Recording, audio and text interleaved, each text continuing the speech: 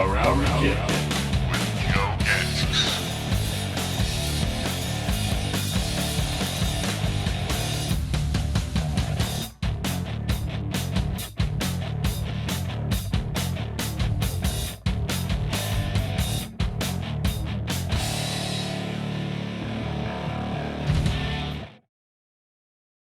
And now your host, Joe Gansas. Hey guys, what's going on? And welcome back to Around the Kids video live stream show. I'm your host, Joe Gansas, and for the next 2 hours, we'll be talking drums, and if that's not enough, drums some more. Excuse me. Guys, we got a great show for you tonight. Today, Sunday, September 25th, 2022. And tonight's the first show we're incorporating a different instrument with different musicians into the show. For almost 7 years, we've been strictly drums. But today, we're bringing in a world-class bass player. Our main guests tonight, two living legends in that field. At 8:30 p.m. Eastern Time, the legendary Billy Cobb will join us, and so pumped for him. And 9:30 p.m., the bass player who will be the first one in this new series of bringing different musicians, the legendary Billy Sheehan, in the 9:30 p.m. Eastern Time spot. Just pumped for both of them. It's sort of like the Billy Show, two legends in their respected fields, so we're pumped for them.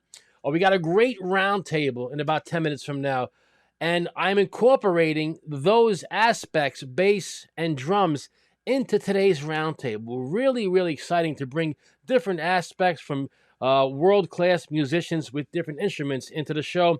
We got two bass players and a drummer. Our drummer from, once again, Luke Bryan, the great Ken Slusher will be here. The bass player for Y&T, Aaron Leigh, and a great bass player, session guy, has worked with guys from Clarence Clemens, Steve Smith, Greg Bissonette, and so on, Brad Russell. So we'll have a little conversation of the concept of bass and drums. I'm going to pose that question to them. So we got a bass player and drum show tonight, and our main guests, and also in the roundtable. Really exciting. We're going to be doing more of these, guys. I have so many guests lined up that I have to, finalize soon. Guitarists, singers, couple of keyboard players, engineers, producers. We want to get everybody in. And why are we doing this? We talked about this. Our great producer, John Besser, his lovely wife, Rayanne Besser, had mentioned this, and he called me, and I've been thinking about it ever since. I haven't slept in a month. But it's good. Yeah, it's great. John's like, I got an idea. Thanks. You had to tell me this idea. But it's great. Yeah, so it's just been a great... So that's my problem. When he tells me something, I'm like, let's do it now. Today. But just great stuff. Rayanne said, why don't... And it's brilliant, because it is actually brilliant. The show's Around the Kid. So why not incorporate those aspects into the show? Why not? It just opens up a wide... a new platform. The horizon is huge now. Not just drummers. We'll still do drummers, probably every show. There might even be shows we don't do drummers. I don't know. We haven't talked about it yet. But Around the Kid, bring all the aspects. Maybe drum techs. We had drum techs before. Bring them on. Stage hands, people who, engineers, mixers, and all the instruments, guitar, bass, percussion. So we got so much going on, and it's a great job by Rayanne. And I wish she would just keep her mouth shut for now on, because it's getting too much. Rayanne, if you're watching this, go cook. All right. But we got a great show tonight, including the bass and drums with the roundtable. So pumped up. We got some tremendous stuff going on, working on a sponsor video. We have a new series that we're going to be doing, and I'll talk about that right now. We had some stuff lined up where we're going to be going to the guests. We have so much going on. Our great producer, John Besser, is going on tour, and we wish him the best all over Europe for the next probably month or so. He'll be back in mid-November, but he's got some dates with this great punk band, and we wish him the best. We got so much going on with these guests. We're going to be going to these guests' hotel room, backstage, and I got goosebumps. It's going to be a really cool, new, fresh series, but we're going to wait for that. We want to do it right, and John has taught me so much about patience that I want to do it yesterday, but I can't. I just, I love you, man. Is today Tuesday, or is today actually Wednesday. No, it's Tuesday. So we got all the stuff going on, and we got guests lined up. We'll be going all over the East, probably even Pennsylvania, Jersey, Manhattan, going to their house studio to interview them and maybe like spend some time with them. So we got that going on. Great stuff. We got some tremendous shows coming up. If I can get to that right now. Our next show is October 9th, and it's his first time on a show. A legend in the world of drumming, Phil Ehart from Kansas, will be with us. Pumped for him. Pumped. Myself, John is a huge Kansas fan, so we hope to really do him right and have a good interview. A good friend of his who we had on the show many times over the years is back with us. The great Mark Zonder has a great new band, A to Z, just kick-ass metal stuff, progressive. So that's October 9th. October 23rd, another first-timer on the show, and a legendary drummer and singer. He goes by the way of Sideways. He started that Sideways drumming. The great Kelly Keegi from Night Ranger. I hope to have a good conversation with him, and a great guest over the years. He's been on the show. He's been on the show almost as much as Kenny Arnoff. That's the great Daniel Glass. Be with us live. So we got some great shows coming up. Always love the concept, but this new thing, today we're going to have a bass player and drummer. I hope it goes good, and even a round table. So we always appreciate the comments and the advice you can give us, even comments off the air and on the air, and all the support. It's been going great with this new video live stream show. We got a great team, and we just got to keep pushing ahead forward. So I thank you for this time, and we hope you have a great show tonight. If we can right now, let's get to our main sponsor for Around the Kit, Senten Cymbals. Around the Kit is sponsored by Senten Cymbals. Senten Cymbals is quickly becoming the choice for drummers worldwide. With their roots going back to the emperors of the Qing dynasty, Senten blends the best of old world know-how with modern techniques to help all drummers find the best fit for them. Whether you're an avid drumming enthusiast or touring professional, Senten has the perfect combination of products, pricing, and service to fit any drummer's needs. Contact them today to find out what the drum love is really all about. Senten Cymbals. Forge your sound.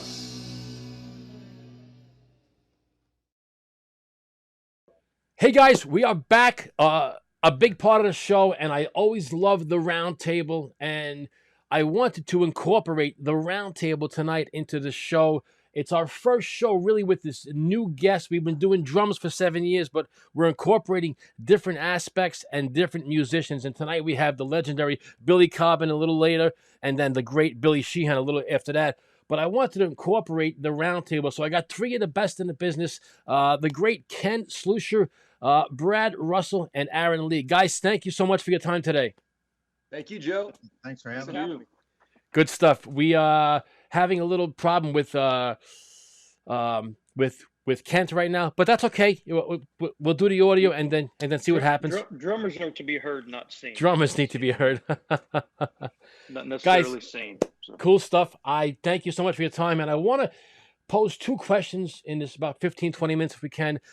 My first question is that connection, guys, with Brad, the great bass player, and Aaron, the great bass player, and also guitarist there, and other musicians, other instruments around, and the great Ken Slusher drummer. The connection. I'm playing drums 40 years, and I want to start with Brad Russell, tremendous talent with the bass. The connection, the one thing you've always looked for in every drummer you've played with. Has there been a certain recipe, something you've always tried to have with each drummer, Brad? Yeah, I got to make sure they have a car so they can drive me to the gig. No. Yeah. Well, it's funny because I was thinking about this since yesterday, since you presented this invite and whatnot, and I've never really thought like long and hard about what do I like in a drummer? I just either like them or I don't. So it made me kind of sit back and analyze it a little bit. And I think at the top of the list there are two things. One is time feel, and that's a different term for different people have a different term for that. Some people say he has good meter, some people say he has a good pocket, he grooves, but really all it means is they have a good sense of time, and meaning that they don't rush or drag really. They're solid, and that's kind of what is at the top of the list for me, for any drummer, regardless of what style I'm playing. That they have good solid feel of the time. And then I think like just vocabulary, like if they have some vocabulary, you know, it doesn't necessarily have to be exactly like mine, but you know, they have they have drummers they've in bands or whatever they've listened to, licks they've stolen, you know, Right. thing, just vocabulary, things they can bring to the table right away, especially if it's some sort of jam situation. So they have command to be able to say, we're going here. Because I have that with the bass to some degree, but it's nice to have it with the drum so we can, you know what I'm saying? If you have a conversation with somebody and they're not just yesing you the whole time, they have their opinion and they have their Right. idea. So it's kind of like that's important too for a drummer to have a wide vocabulary and gotten in deep to whatever it is that the styles that they play, the same as I have as a bass player. So I think those two things are kind of at the top of the list for me. Love that word from a great bass player, Brad Russell. Vocabulary. Oh, there we Yeah, go. yeah, it's great. We got Kent. Perfect timing. I'm going to Kent right now. This thing just happened. So Kent, thank you, brother. Kent's been kicking ass, guys. With Luke Bryan. I mean, just tremendous. Now we have no Kent audio, so we have no Kent audio. So we could see Kent. We Now we lost his video. You know what we'll do? We will go to Aaron and Leigh. Aaron, thank you so much, brother. And for you, you've been playing with a good friend of mine, but for years you've been playing bass, but most, the recent years in the great Y&T and just solid, man, with the great Mike Vanderhool. So, is the vocabulary, like Brad said, for you and Mike, is there something, connection where it's just like, I know what he's going to do, he knows what I'm going to do, like that? When I got into Y&T and started playing with Mike, well, basically, everything Brad said, it's a mirror. That's kind of what I look forward to as well. Yeah. Same thing, great meter, conviction. I love a guy that just doesn't second guess the hit. If he's going in for a hit it with conviction. Power. I love power. I love to feel the kit as someone's playing it, not tapping it, that drives me. But yeah, the meter is important. But when I came into Y&T, I hadn't really, I had jammed with Mike here and there, like on a song or something, but we'd never been in a band together. So he was a little different than what I was used to, because I was always usually in a long-term something going on, playing with the same drummers for a while. So you get to know their ticks and their little whatever they got going on for them. You start to learn that, Yeah. But with Mike, what I noticed with him, he likes to pull back. He's the kind of guy that I feel like I'm trying to lean into him to drive him a little bit. And I know that's always a battle, man. But when I watch videos of the band live, then I go, well, no, he's locked in, man. I'm just trying to push because I'm getting excited, Right. But, Right. Yeah, that's the one thing with Mike though that I noticed right out of the gate though is he likes to lay it behind it a little bit, and I like to push it. So we've got this kind of tension going on, and I got to pay close attention to that, along with his kick drum and his snare hits, especially when we quiet and get dynamic and things. But yeah, man, you know what it is? It's just when you start to play with someone, you got to it's like getting with a new girlfriend. Sure. You just got to kind of feel it out and see, what you're digging, what you're not, and you move in those directions. And if it's worth hanging around for, then you'll work with it. Yeah. And I want to go back to Brad. Great stuff in the middle of this great roundtable. We hope to get Ken Slusher back. Brad, confidence, is that important to you? Confidence in that drummer that you're playing with, because there's great players out there, but not always playing confident.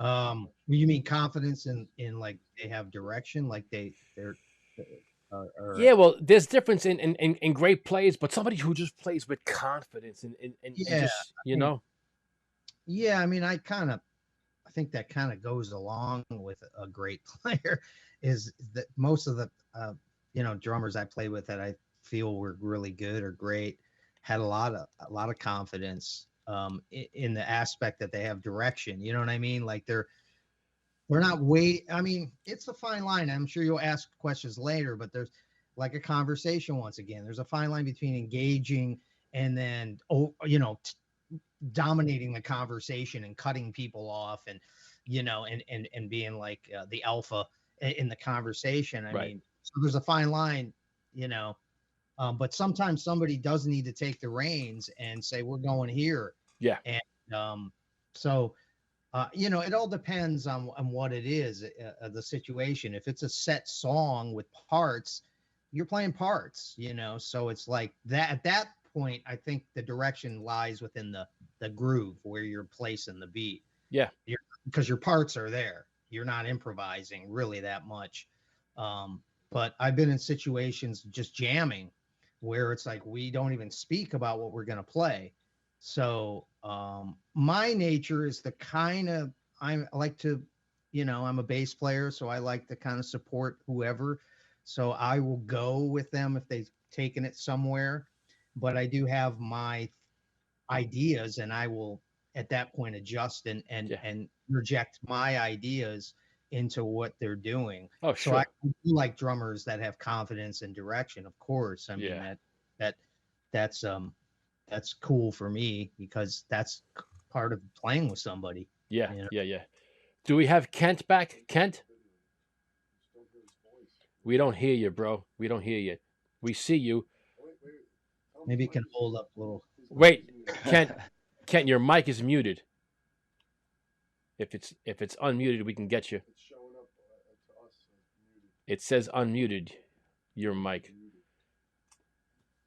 All right, Kent, let's get back to Aaron. If you do come on, Kent, just shout out. We'll hear you. I want to get one more, Aaron, and then back to Brad before we end this. Aaron, is it important? Because I know when I play, I want to look at the bass player throughout the whole night. Eye contact. I think eye contact is so important and valuable in a band with anybody, but especially with that foundation,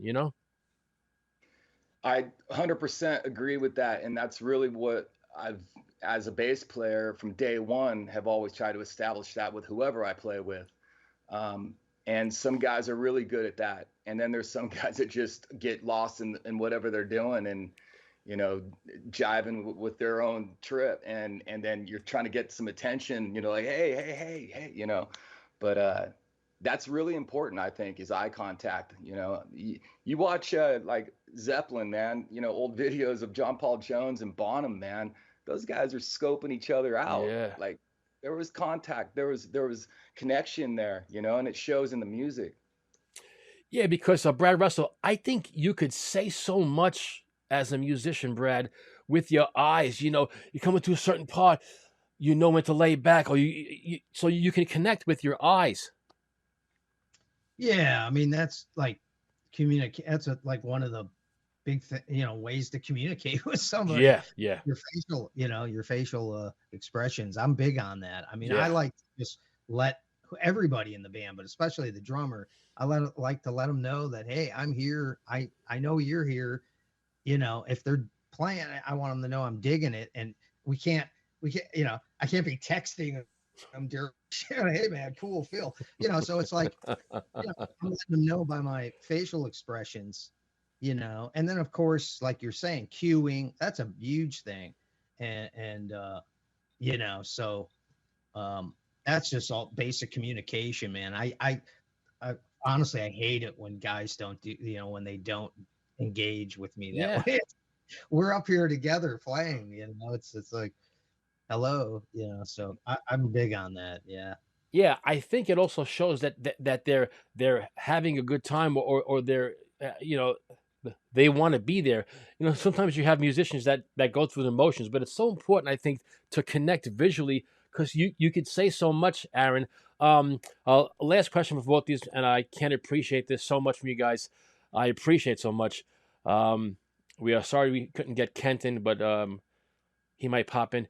Aaron, what is the main uh the the main common goal that you've always tried to um bring out of that drummer? I know we talked about it already, but give me something that you've always looked for, that is it something to get from them that they don't have, maybe they don't know where they're going, or something they are or they're trying to convey. Is there something you try to get out of that drummer that maybe they don't even have? Well, if they don't even have it, then I can't get it out of them. That's for sure. But I've been in those situations with some players that, yeah, you trying to pull something out of them, but maybe their musical lingo in their mind isn't Right. what you're trying to relate, or and even playing for a song is one thing, and then when you're improvising, or if you're just jamming and there's no real direction, I think that is where you run into that type of situation where you try to pull stuff out of people, Hmm. other musicians. But when you're playing for a song, man, it's all about kick and snare, and locking down the groove, man. No Yeah. matter what genre you're in, too.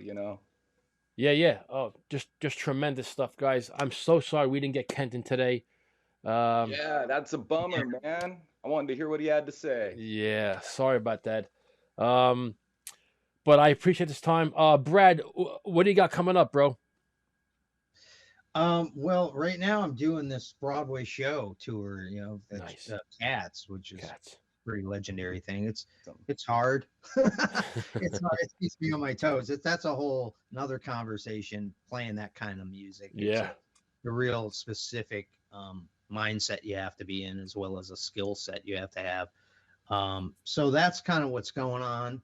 And then I have some material that I've been sitting on forever, just being lazy. With a great drummer. I don't know if you're familiar with Achilles Priester, Oh my gosh. Brazilian. Yeah, Yeah, yeah.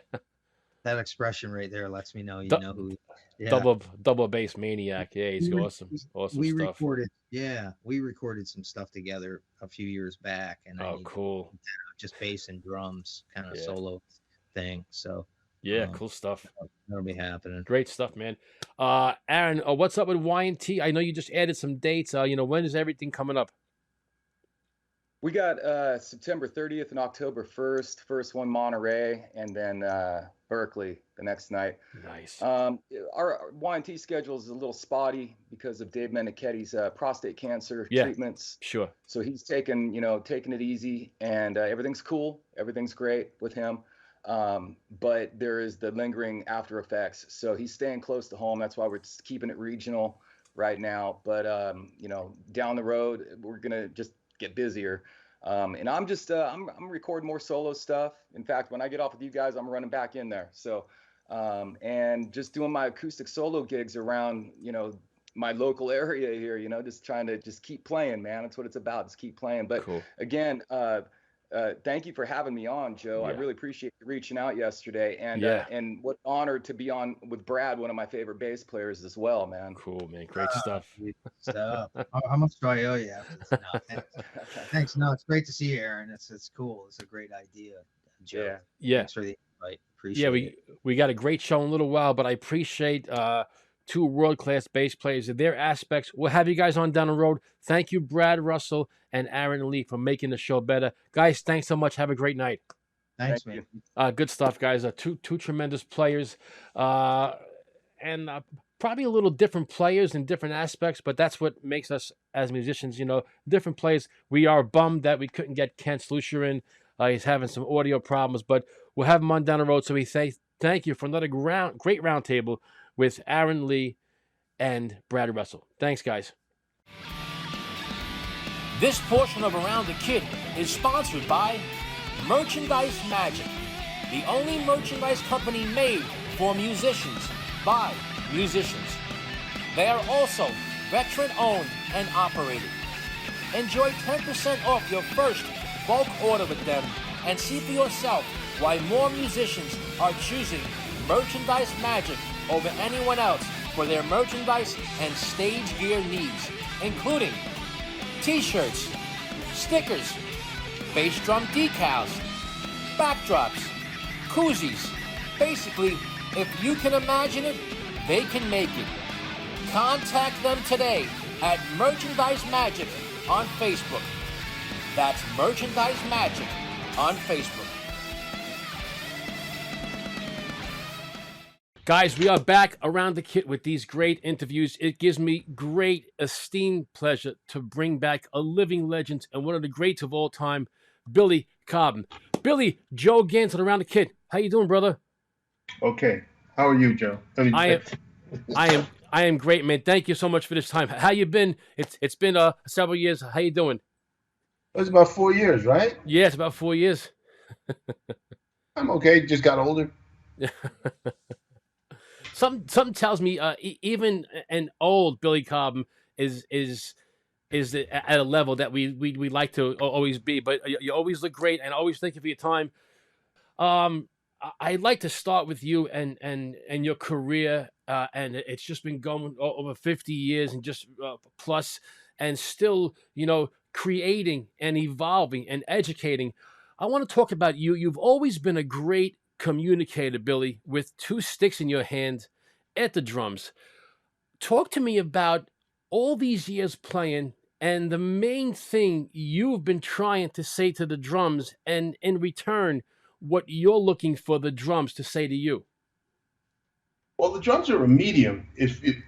That's a word now that actually means they're in the middle of two entities collaborating, let's say, or two different environments communicating. The drums, to me, it's like sending a lightning bolt through the drum and it comes out water. And the response is water, but it comes back, or should be a lightning bolt on the other side and comes back water. I mean, something in the middle. The drums, to me, echo my inner feelings. I don't play to the drums. I use the drums to help me communicate to you. So when you say to me, you're a great communicator with two sticks in your hand, what you've left out is that those sticks have to play a membrane instrument or any surface that presents a pattern. Mm-hmm. That pattern sends a signal. It's like listening, ideally, a good story, short. I'm in the Kalahari Desert about 15 years ago. No, 25 years ago. And I end up in the middle of a situation where we're traveling to see people at a wedding service, and there are 12 drummers there, I think, at the time. Little guys, probably half our size. Their heads are bigger than the rest of their bodies, and the drums are bigger than them. They're our size, and they have to straddle these drums. And the whole way that they realized, and I got the story, and I saw it happen in front of me, they are playing, not for one day, but they're about to finish a 7-day play, 24 hours a day for 7 days. And they're little men who have come with those drums on their heads 25 kilometers from where they live. And they were invited to come and play for a cow, okay, to take back as food, as payment, for 7 straight days, 24 hours. every day. Okay. What they were playing was the history of the whole community, and the history, therefore, the history of the I think it was the guy who was getting married to this woman in the community, and that's what they do. And they played all of this on drums, and everyone was dancing and explaining what had happened from the very beginning of time of whatever that family was that became a community through the drums. When you shake these guys' hands or just hold them, it was as if they had some kind of, like they had their hands in Pond's hand lotion. There was nothing, there were no calluses. Right. They were playing on hair drums. And these drums, yes, they weighed easily 20 to 25 kilos each, and they were carrying them 25 kilometers. And then you understand, I mean, all these things come to mind. You realize how little about our bodies we really know, and how the body can adjust if the mind wants it to become strong enough to cart something like this, because the body's just a machine. It's what's up here in the mind. And what we play is what we've already played through, how can I say, what we've already played in our heads is what we will play on the drums, but we have to play it in our minds first in order for it to happen. So it does away with the drums being playing to the drums. It does bring up the point that actually we play through the drums to those who want to listen and respond to what we have to say. And these are patterns that are signals. These are communicative signals that have been around since man was man. Yeah, and the story you told. I like that. Yeah, I'm just thinking about the whole story and how fascinating it is, and I want to go with that story. I could just picture it.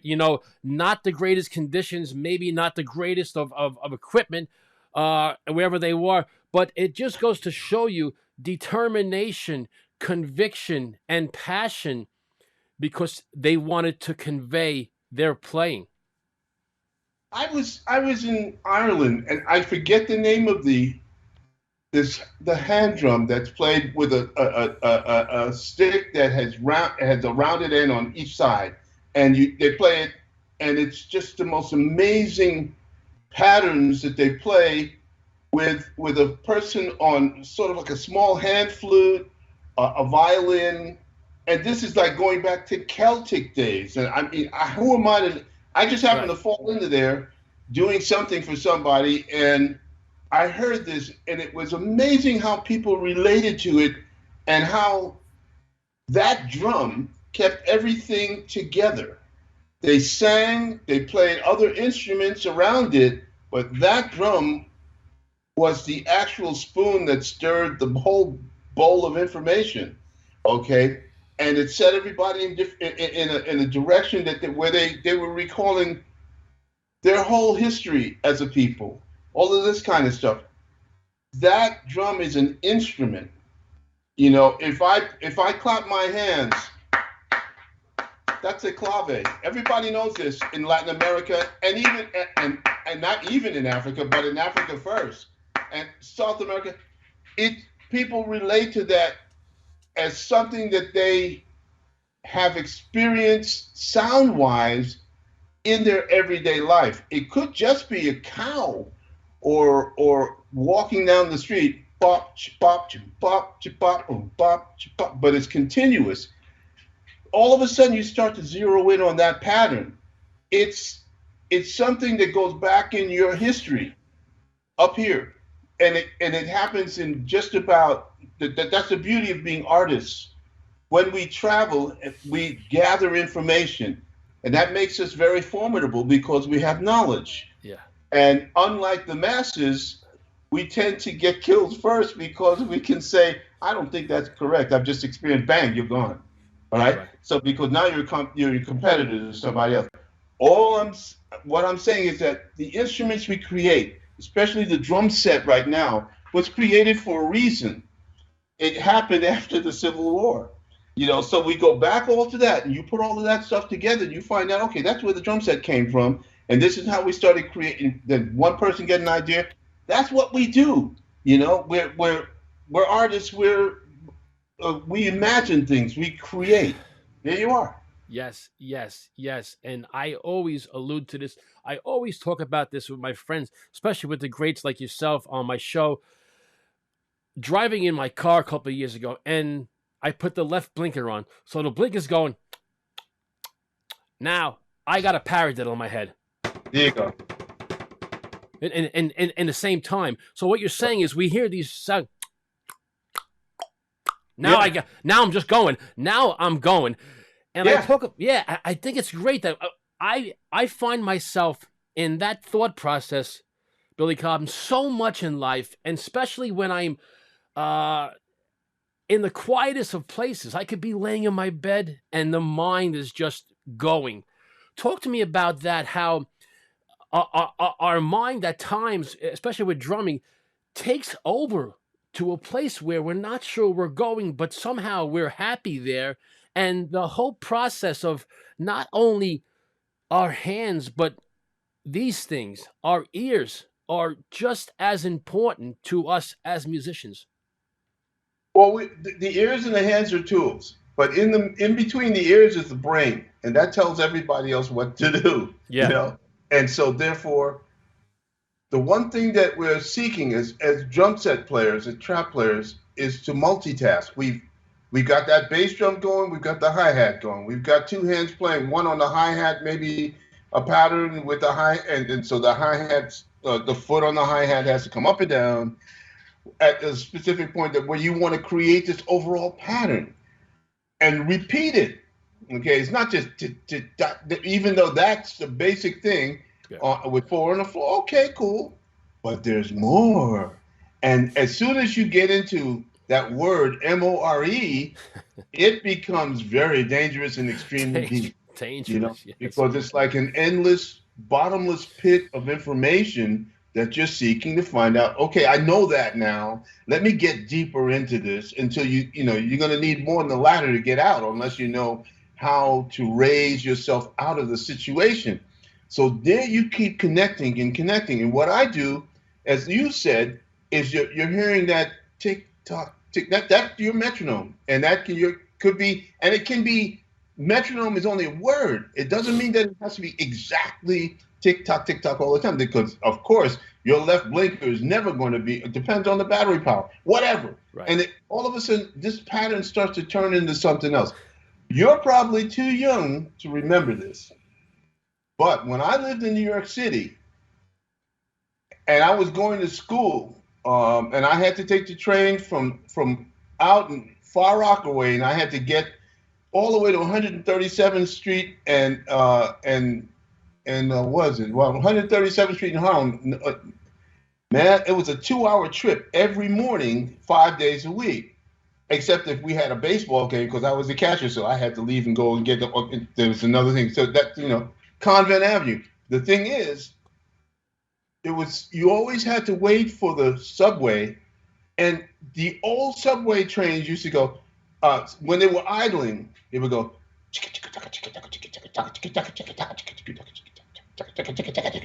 and it would go on and on and on until I found myself, because I went to music and art high school up there, I'd be hearing, and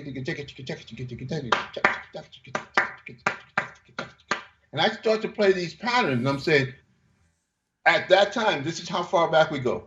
Wow, I wish there was a tape recorder that was small enough so that I could document that. There was no such thing as a cassette. And so it was like, man, how do I document this stuff? And all I could do is just write it down in the palm of my hand, what I thought was a 4-beat phrase, blah, blah, blah, blah, bracketed system, until I ran out of room on my hand. And I could then, by the time I got to school, I forgot that because I had to do my work. But I mean, so I never got back to it. But it always stayed in my head that was a different kind of click. So getting back to what's happening now for me is when I sit down, like you playing to that left or right turn signal, I'm thinking about things like my posture, how I sit at the drums, how I address playing the bass drum. If I play it on 4 beats, can I play off the bass drum? Can I sting the drum with my bass drum pedal? Can I play into the bass drum and keep the tone, play flat? That's just the bass drum. And then I have to play the hi-hat. Can I play open hi-hat against that bass drum? Now that's multitasking, and I haven't even gotten to my hands yet. Okay? And all of that I can start to do on my body, sitting on the chair, just playing, patting my right foot, 1, 2, 3, 4, 1, 2, 3, 4, 1, and having that going, and just play, and then playing triplets as paradiddles, right, left, right, left, right, left, left, right, left, right, left, right, left, right, left, right, left, right, left, right, left, left, right, left, right, left, right. Now those are just triplets against boom, boom, boom, boom, boom, boom. And all of a sudden I'm in another world. You're gone. You're gone. But these are the things that you do, and the way that what this forces you to do is your body to do is to sit up. The brain goes, okay, we've got to line everything up. We've got to hear everything as we feel it, because I'm just patting on my knees, so it's not going to be very loud. But so I really have to pay attention, and I'm just patting on the floor, maybe in barefoot, just to keep things together, to sustain it. If I can do that, as soon as I get to the drum set and I apply it to the drum set, now we have another dimension called tones. Now we're going to play on the snare drum and the tom-tom, and we're going to start to compound the issue by which tones play when, and this is all multitasking. If you can learn to just build on this idea fundamentally, which starts with one sound, all of a sudden your personality comes out because you're inventing, and you don't play like anybody else but yourself. That's done. It's only one, you. Absolutely. And you've been so unique in your career. And I think, without mentioning names, others have tried to emulate you over the years and just follow you. There's just been always been a great conveyor to others, and I think that has been a plus to them, not only you. When did we start? You mentioned tone. It's a great word. We don't talk about it enough. We think we just hit things and things appear a certain way. How you hit a cymbal. Lighter or harder, or how you tighten a head. We could be here all day talking about those concepts. When did we start getting into bigger drum sets? Your sets, going back to the 5s and Tama and Yamaha, they're huge. Big fan of them. When especially did we incorporate that second bass drum? You remember where you were in your life? Sure, I was with Mahavishnu Orchestra, and that was 1971. Mm-hmm. I didn't have any need to play a second bass drum. I used to look at Louis Bellson as if he was an absolute, like an alien from another planet. I mean, in my mind, he was taking on a heck of a lot more than was necessary for me to understand at that time. I'm saying, my God, I have enough trouble just trying to play a snare drum and a bass drum and a hi-hat with a couple of cymbals in front of me. Leave me alone. Let me just get this stuff, And it kept, and so I just tuned out on him. And then of course you had Morello with the odd times and all of that. I'm going, is it really necessary to play more than 3/4, maybe 6/8 and 4/4? Seems like we should be able to get everything done with that, right? Mm. And I kept getting pushed in a wider, broader musical realm.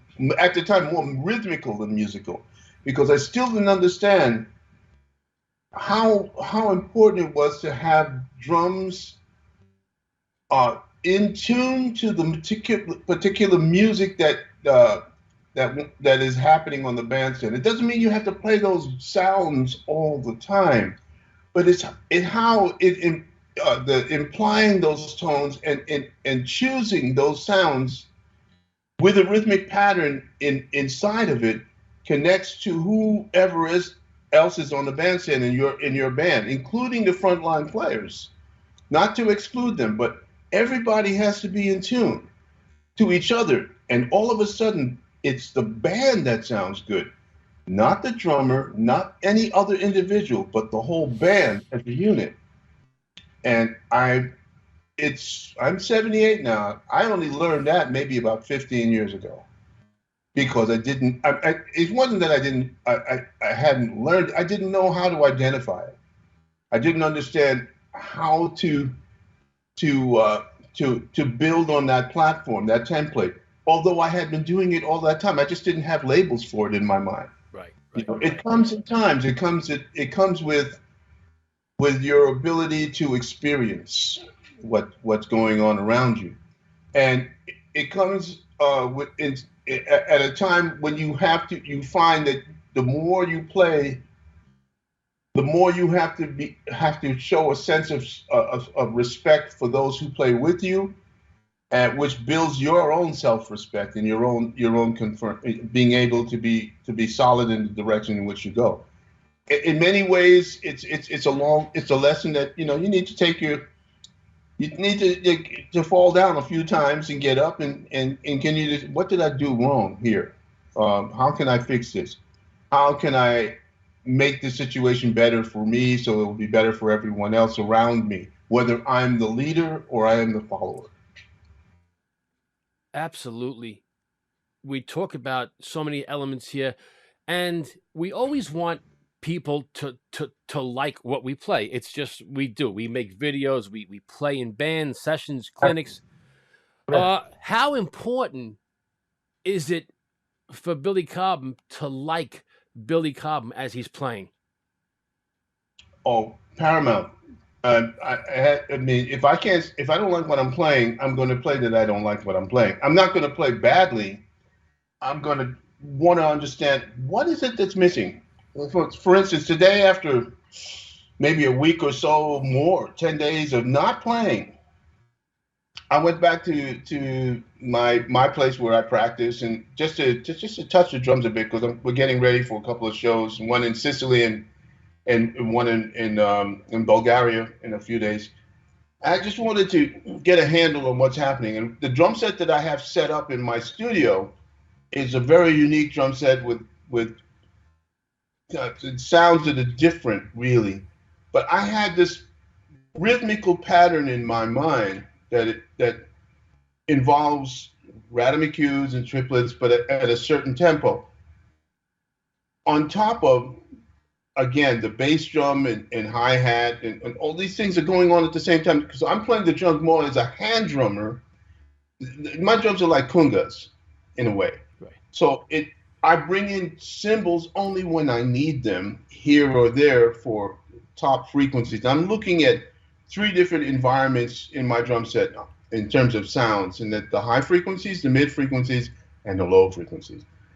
When I play what is determines how I play these patterns.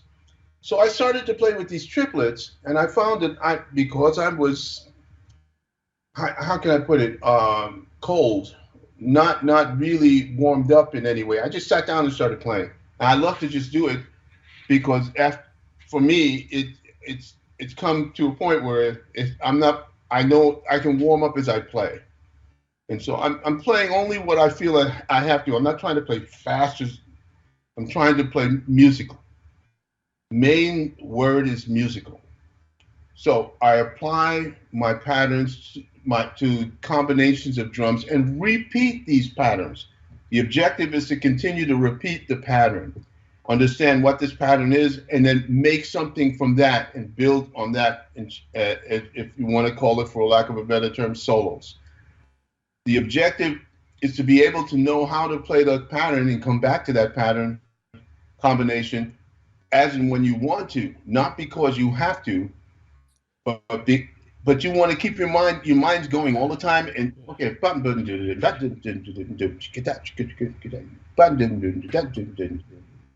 now you want to Maybe play this as it's da da da da da da da da da. Ooh ooh ooh da da da da da da da da da da bang ooh ooh. And all of a sudden, the music is coming. It's not just the rhythm. It's a combination of drums you play, the patterns that you use to play that combination. Me, were rhythmic-cues, paradiddles, always for this particular situation, just in my mind, and a roll here. And meanwhile, what's constant? The bass drum, da-doom, da-doom, da-doom, da-doom, da-doom, da-doom, da-doom. With the bass drum hi-hat, because it's actually a practice.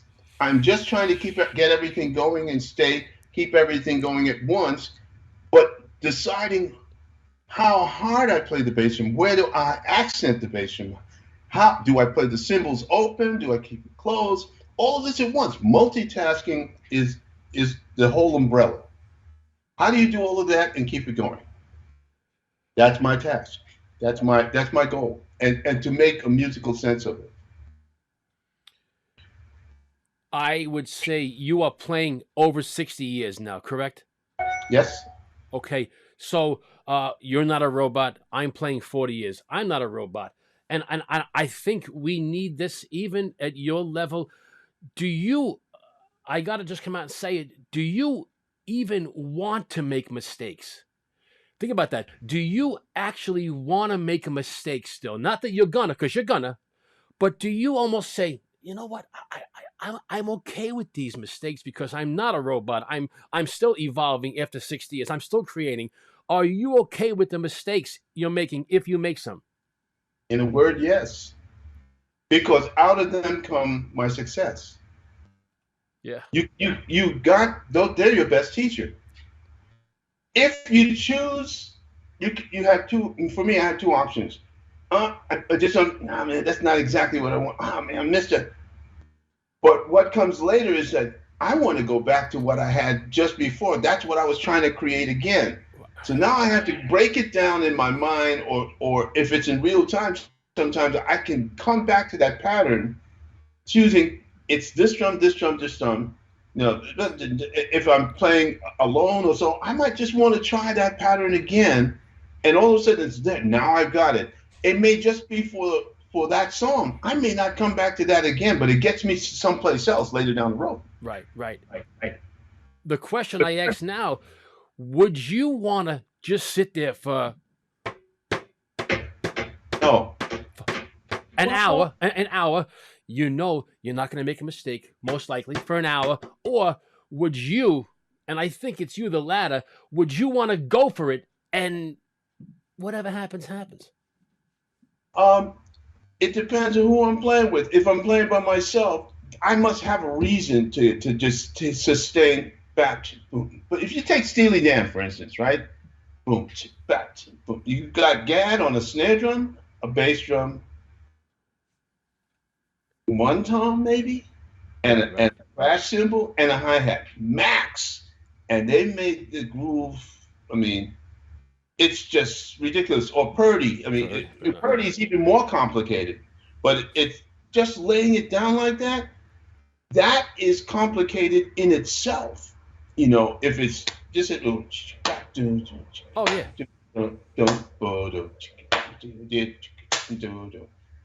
make that happen, or a 7-minute or 10-minute tune where and to get that groove going, you really have to be, you're not a robot, but you're using the metronomic concept to your advantage, okay? You've got the bass drum, you got the hi-hat fundamentally, and a snare drum that's really high mid-range pitch. And everything else is happening around you. So you become part of the rhythmic package. You don't have to force anybody else to do anything else because your job is exactly what you're doing to keep that groove happening. Mm-hmm. Okay? So you're not leading anyone. You're working with everybody to keep that going, and what's going on top could be lyrics or not. For but it's enough to support the rest of the band, and that's where you always want to be as a player, as a drummer, as a wind player, anybody. Right. You want the band to sound good. You don't want to sound good, better than the band. You don't want people to say, "Man, you play your ass off." Of course you do. It's about, man, that the band sounds great. And you go, "Thank you very much. I'm part of the band." You know, so there you go. I equate that to a car. You know, you have all these elements in a car, an engine, a tranny, you need the right fuel. So you need them all together to get you somewhere. So in this band, we need each other to get to our goal. Yeah, we all have to listen to it. But you see, it has to go back and forth. So once everyone agrees, not just on the tempo, but the treatment of the tempo. You have to treat, I mean, everybody, you can't talk this. You've got to do it. You've got to feel and fall right into line with each other. Yeah. And once you get that, this can happen if bands stay together, it naturally happens after time. You know, it's like, it's just normal, the trend of things, you know. It's the Moody Blues, for instance, was a band that was around for at least 50 years. Oh, the Grateful Dead, when Garcia and all those guys were in their heyday, they'd been around already 30 years or something like this. They had a very significant groove, a personality. When they played a shuffle or anything, it just felt, you knew exactly it was the Dead. You just, all you had to do is just close your eyes and, yeah, I know this now, you know, Franklin's Tower. So it just worked, you know. Yeah. But they've been at it for they're playing, what, 40 weeks a year? Right. You know, it will come. I'm talking about how to make it happen like it within a few days, right now, you know.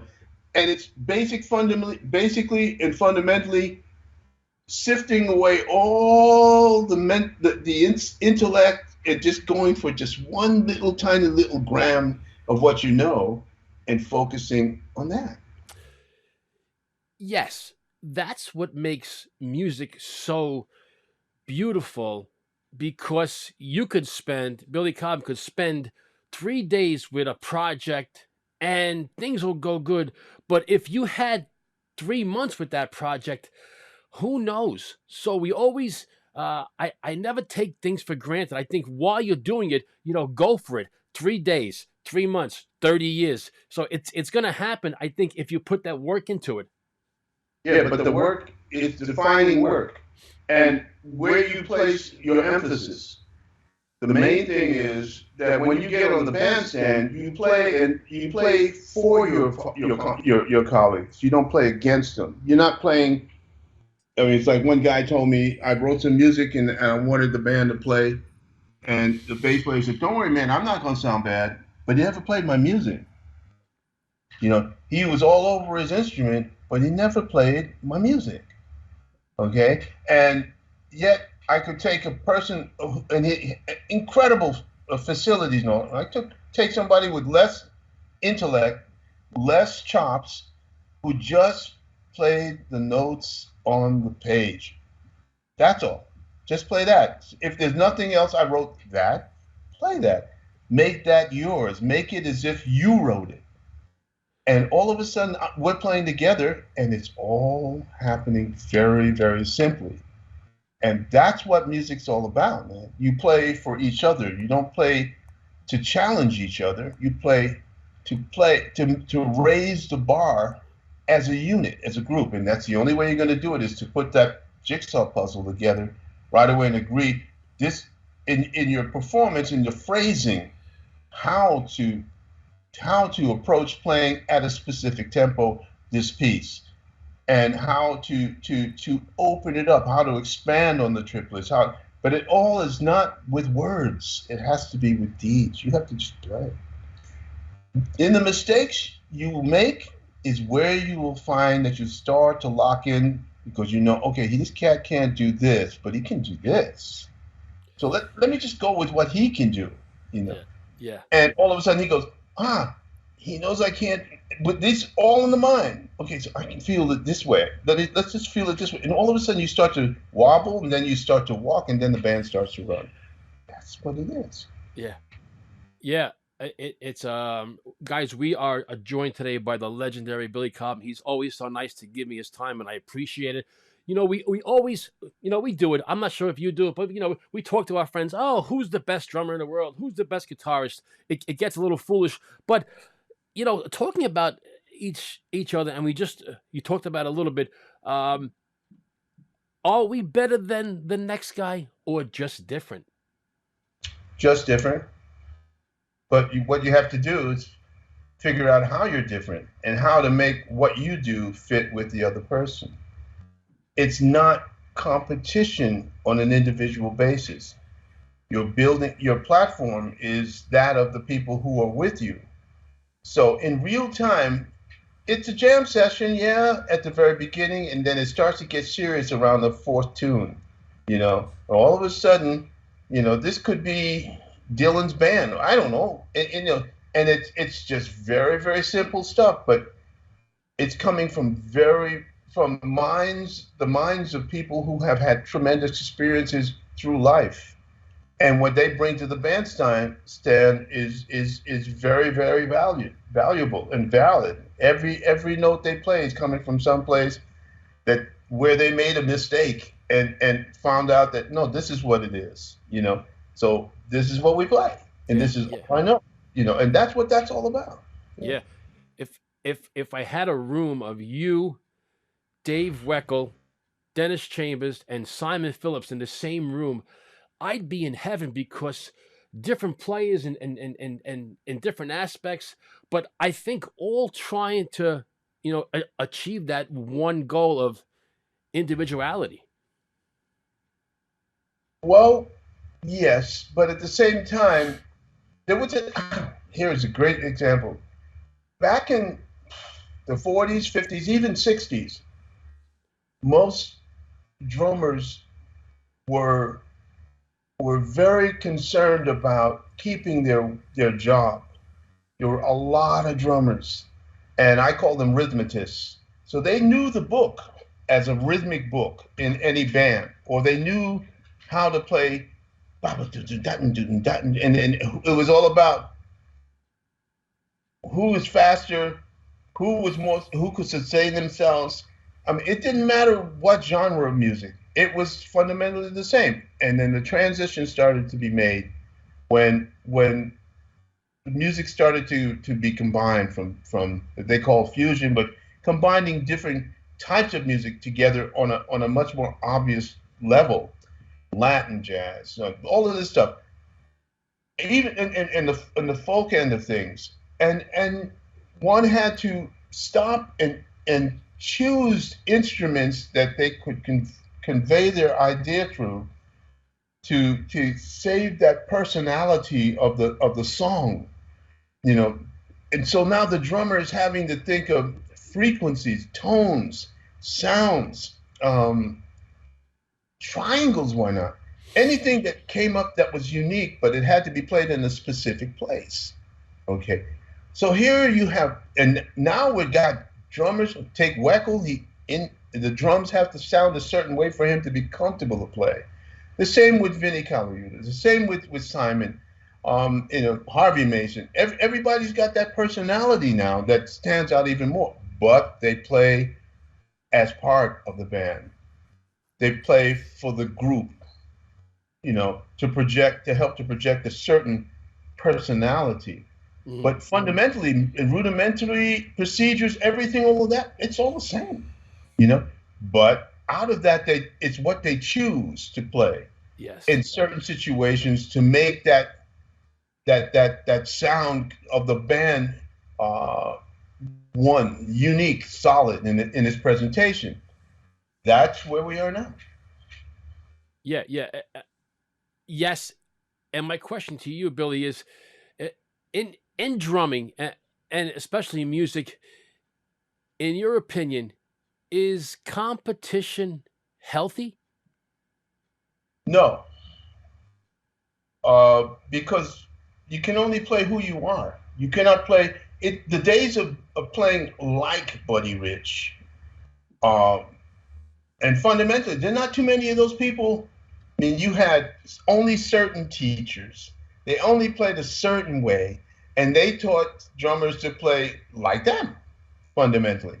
Now it's all about taking that basic, fundamental, foundational stream of consciousness and putting your ideas into it and saying, well, what if, I know that, but how I can do this now based on that. So now we have two, at least, and we can go and I can go in the old school direction, and now I can go here.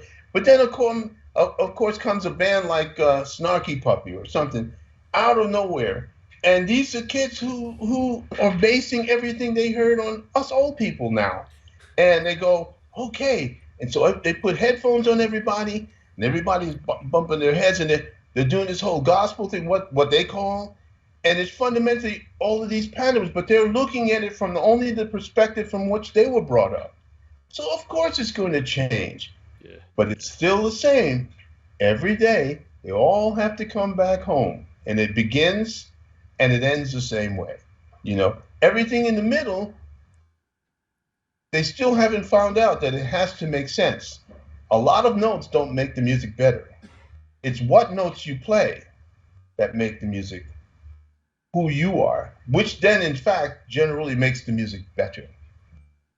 Yes, making the music better, making sense. Has Billy Cobham always made sense in drumming? No.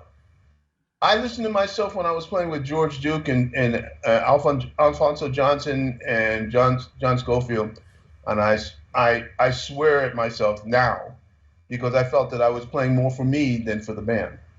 You see, and what people heard me doing, they went, I saw you play.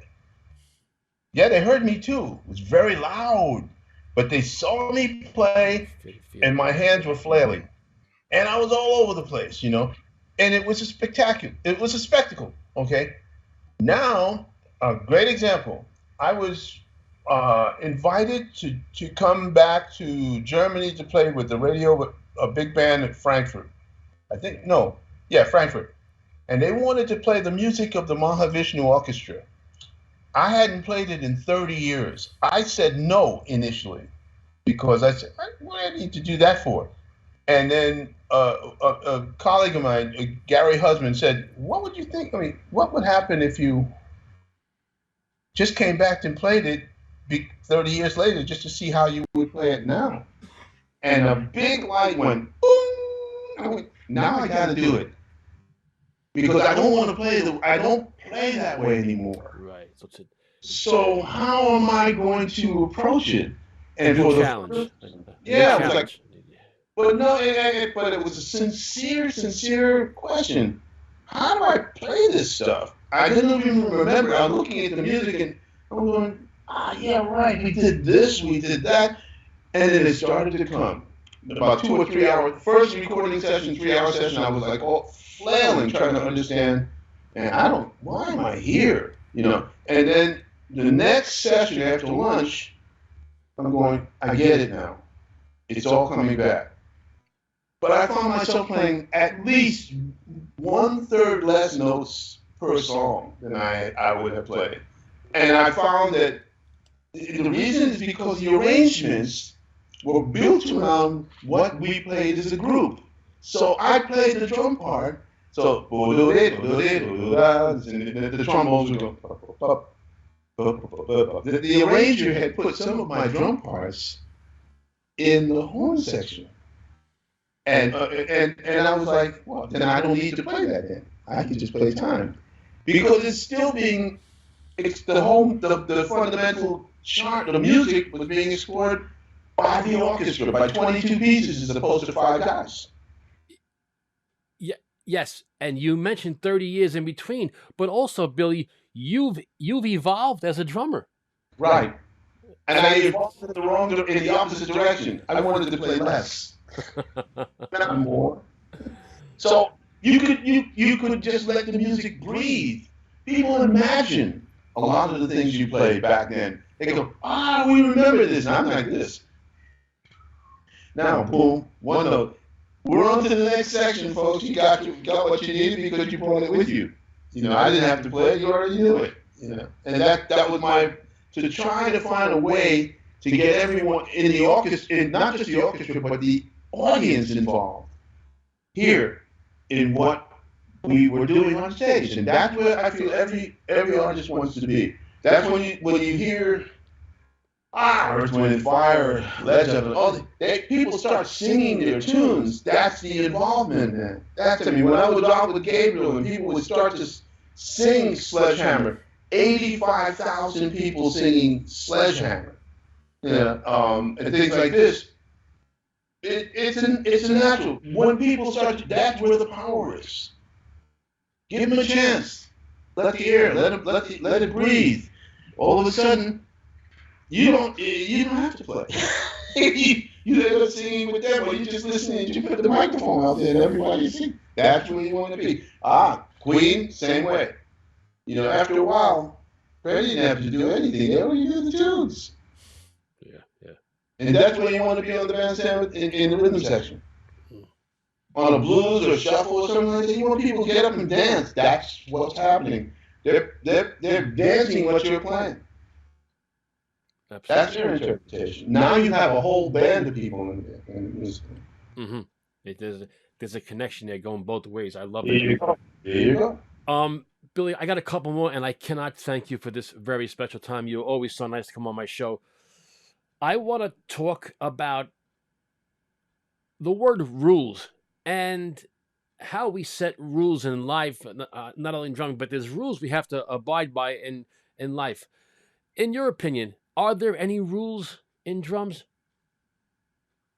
Yeah, but we learn to establish them, and it's we have no choice. If you're going to play really well and sustain yourself, there's certain things that you have to know how to do, which eventually you will learn whether you want to or not.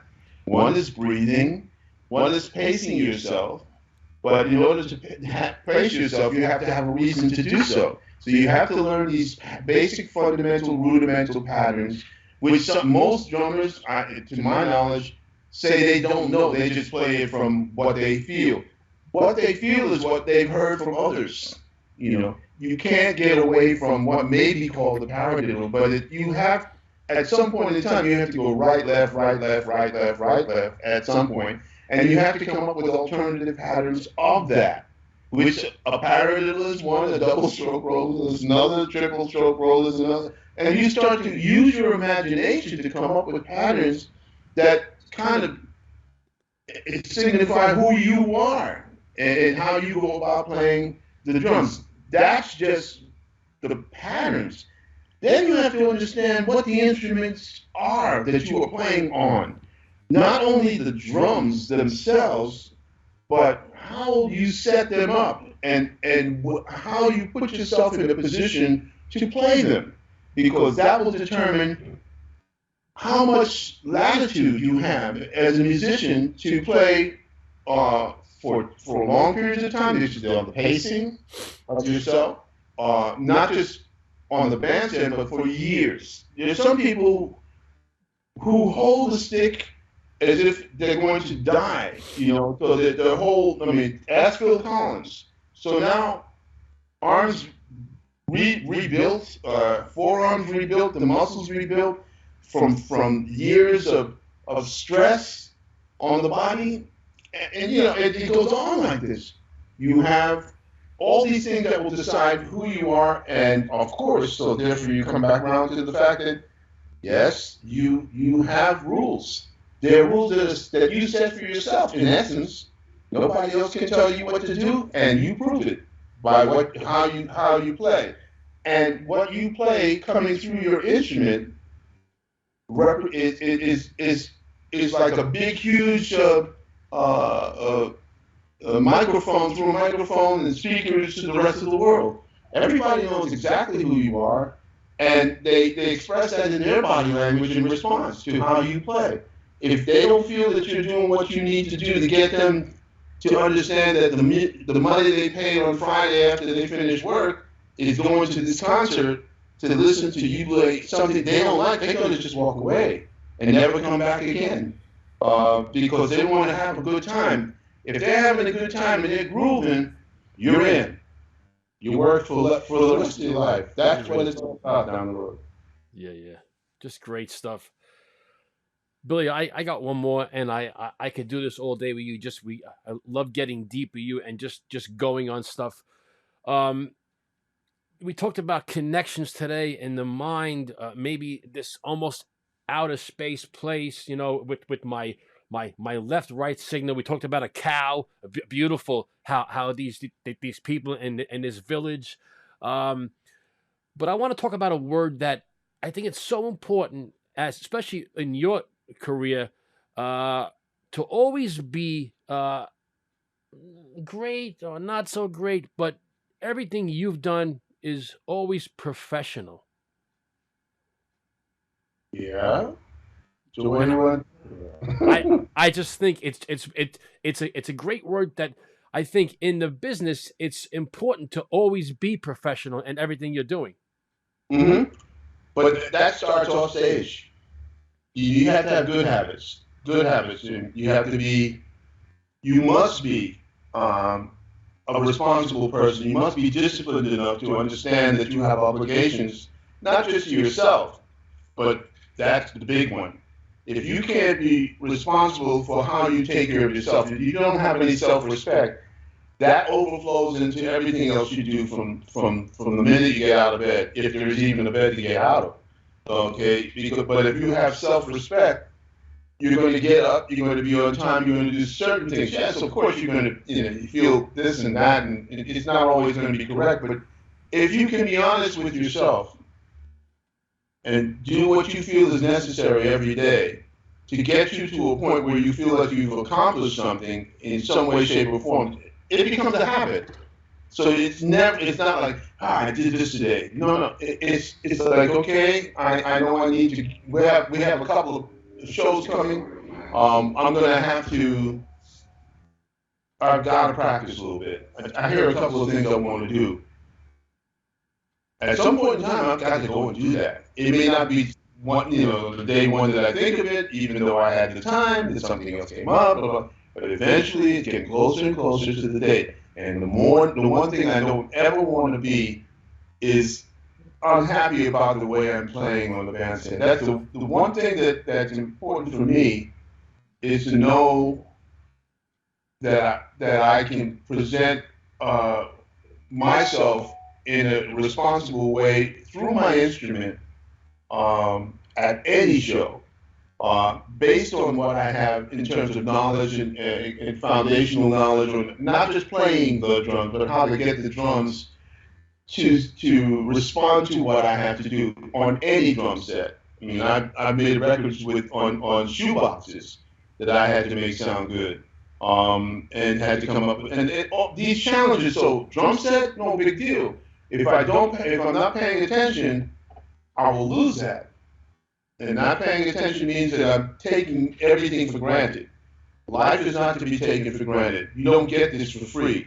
You die if you don't pay the price. It is what it is, man. Yeah, absolutely.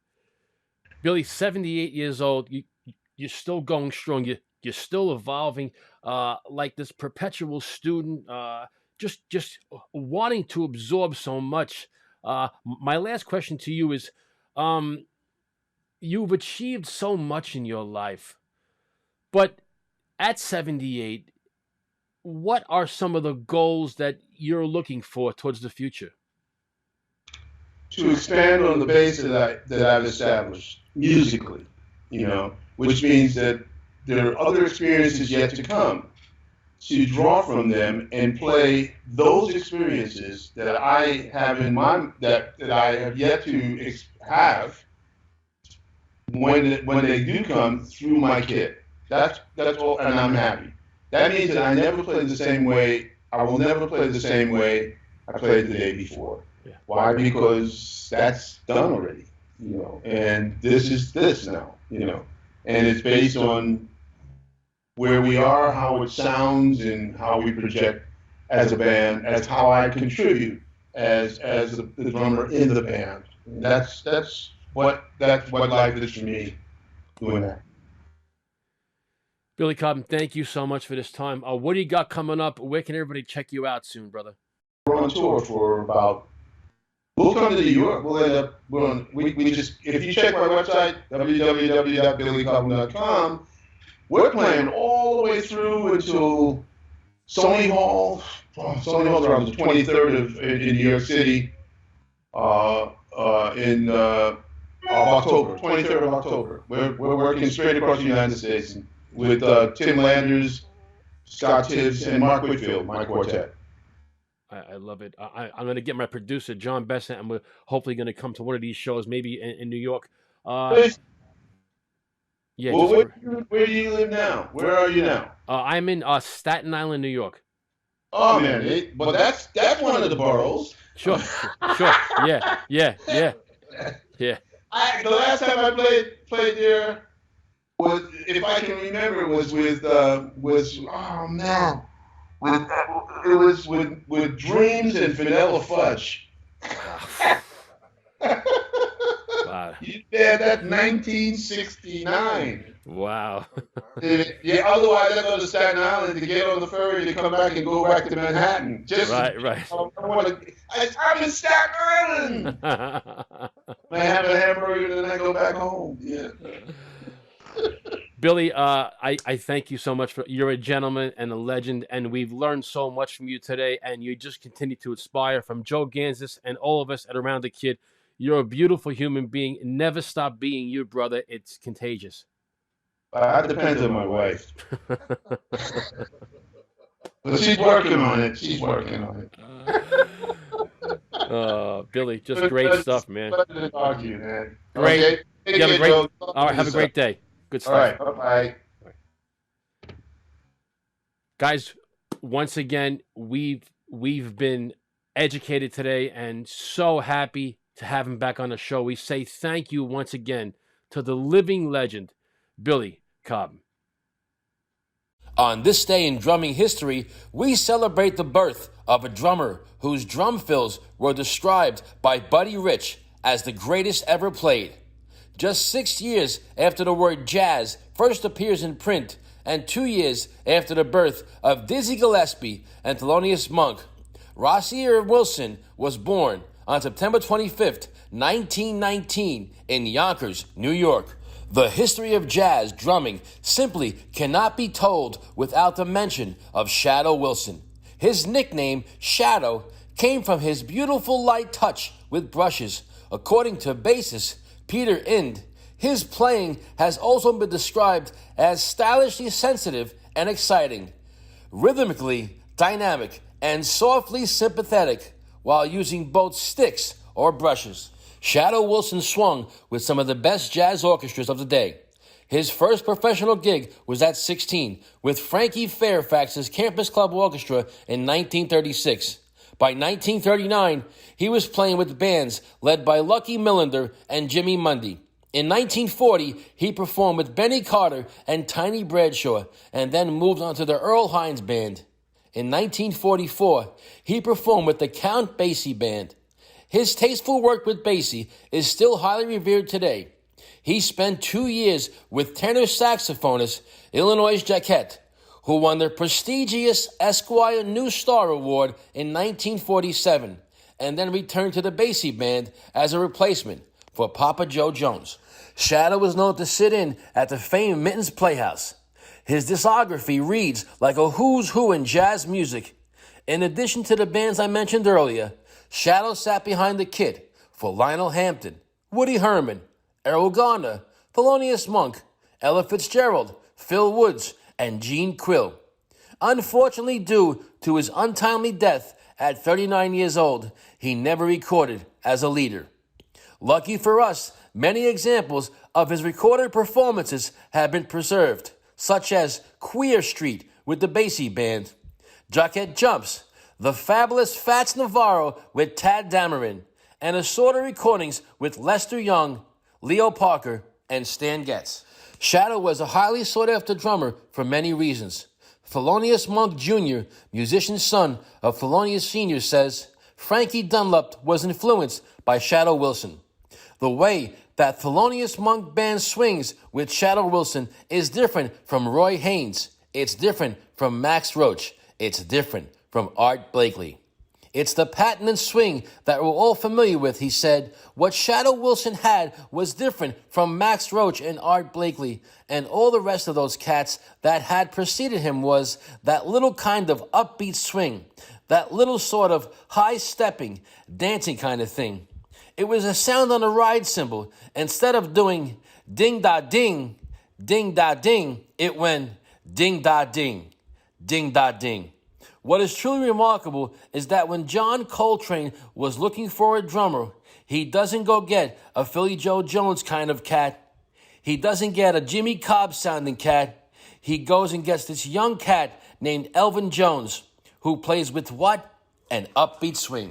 Happy birthday to Shadow Wilson, the predecessor of Max Roach and peer of Kenny Clarke.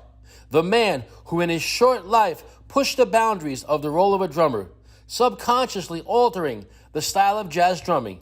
He was not just present, but a catalyst in the early evolution. Throughout the birth of the earliest of jazz subtitles and genres, Shadow can be heard keeping time while incorporating his own unique style and patterns. It's been a pleasure singing the praises of one of the jazz world's true drumming heroes. Hi, I'm Liberty DeVito, and I'm here to tell you why Around the Kit is one of my favorite podcasts to do. I recently did one with Joe Gansas. He asked me all the right questions. Not the typical questions that I'm asked in interviews all the time.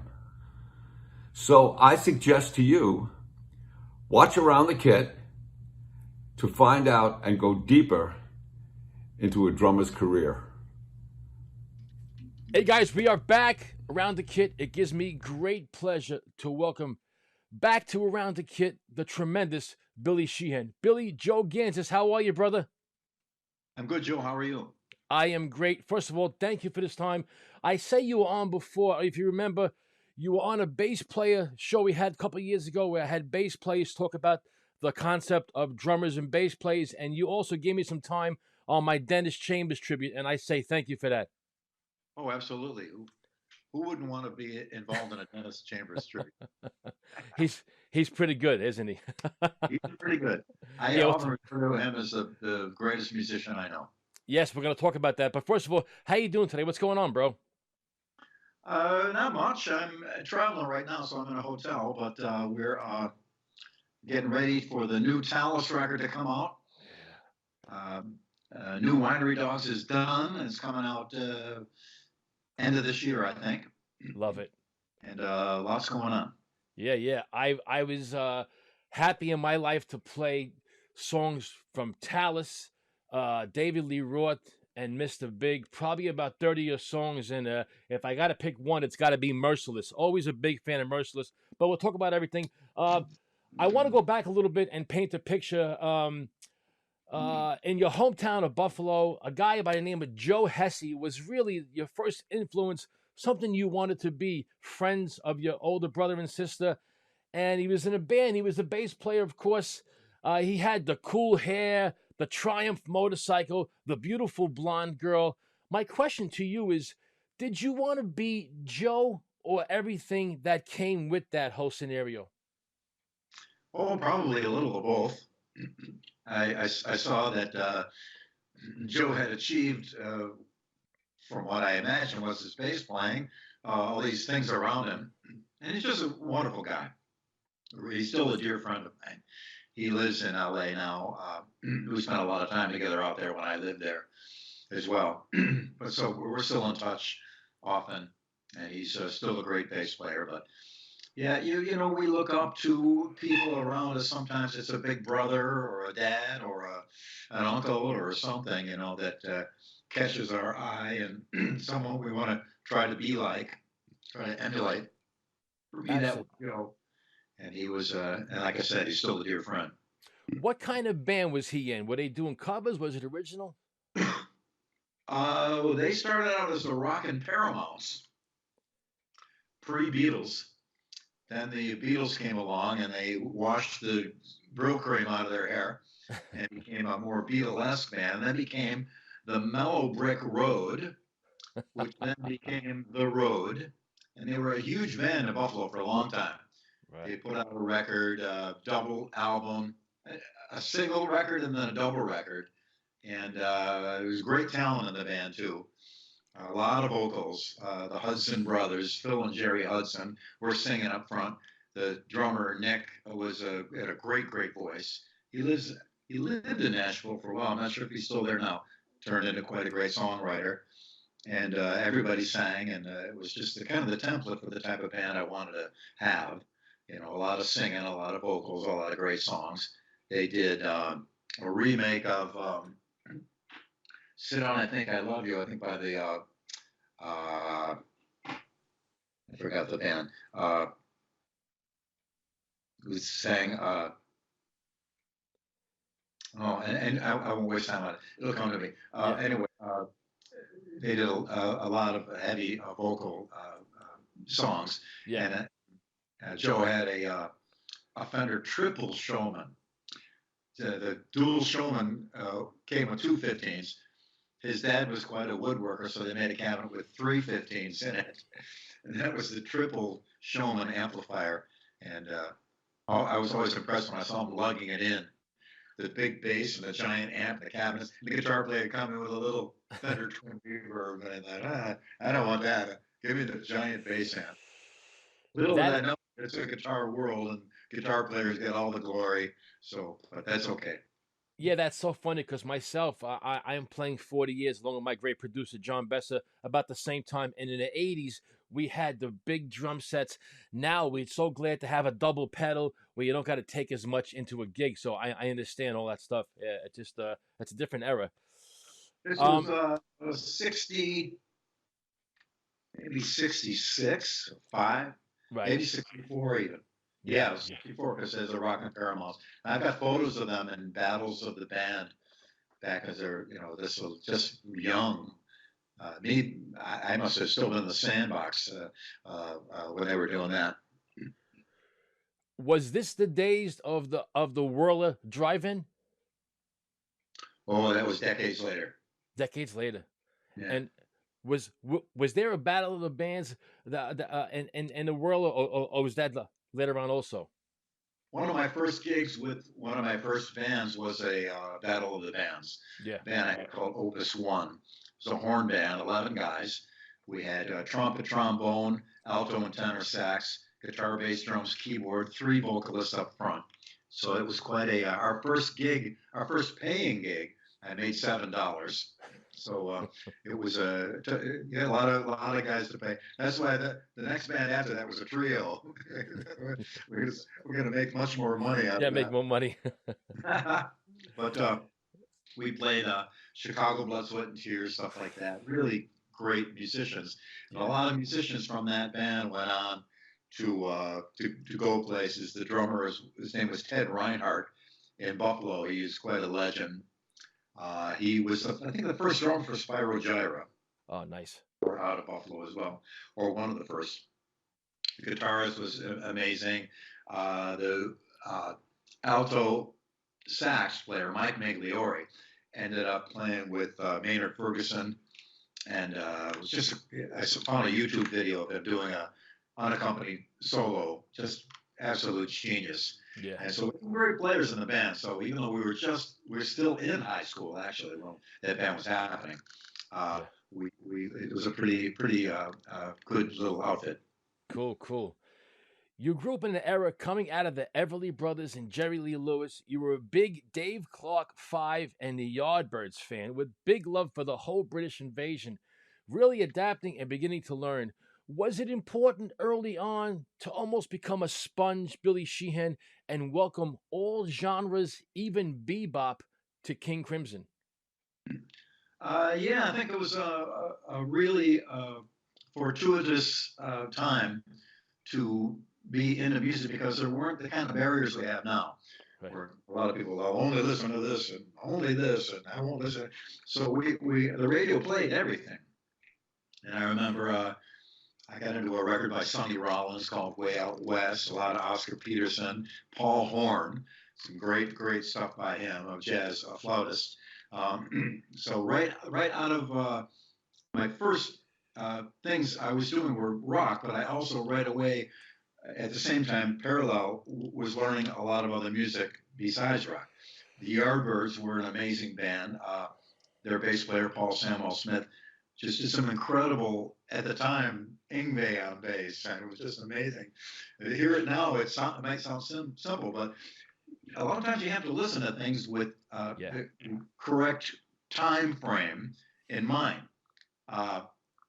I played something to someone that was amazing at the time, but now it seems, well, so people do that all the time. Yeah, but this guy was the first guy to ever do it. Right. First guy to do it. The call and response with Paul Samuel Smith and Jeff back and forth, bass and guitar back and forth. That's the first time I ever heard that.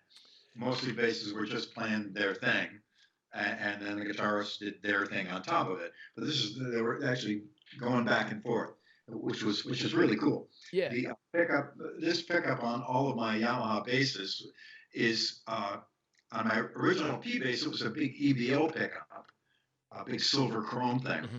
That was because of Paul Samuel Smith, because he had an Epiphone Rivoli bass and it had just one pickup, that super deep low end, and I always wanted that sound on a P style bass. So I took the chisel out with my. I took some chances. Took the pick guard off, chiseled a hole, got it in there. Didn't really know how to wire it, figured something out, and that's how that bass started. All these basses are kind of a based on that idea. That came from Paul Samuel Smith. Yes, and guys, we're talking to the tremendous Billy Sheehan. We thank him for his time today. You said a great term there, and I always think about this: taking chances in life, and especially in music. I think it's vital, Billy Sheehan, that we take those chances early on, later, because it's the chances that are going to make or break us. Oh, I agree. You do what you got to go up to the highest branch on the tree and the thinnest, and go out as far as you can before it snaps, and take chances and make a left turn where everyone else is making a right turn. I think it's important. Plus, back in the day, we had to figure it out on our own. Right. All we had the record. We heard the notes. We didn't know how that was done, so we just had to kind of, they're on here somewhere. Let's figure it out. Yeah. It's a great advantage now for younger players that there's the internet and YouTube and such, where you can see exactly what that guy's doing. Then you got a diagram of his amps and how he did it, and you can know everything about him. So you can much more quickly learn something from another player. That's an advantage. Yeah. But the disadvantage of it is, if you have to figure it out on your own, you had to go down your own path to start to figure out what he was doing and how he was doing it. So a lot of things I would learn, but I'd find out later that the fingering was different. Right. But my way works for me and puts me in a different spot. So it starts to make you a unique player. You got to figure things out on your own, instead of having it. And I don't mean this in a derogatory way, to have it spoon-fed to you, to show exactly how it goes. Put this finger here, then this one here, and then that one there, and okay, we got it all down. Where if you have to figure it out on your own, it's the same with any instrument too.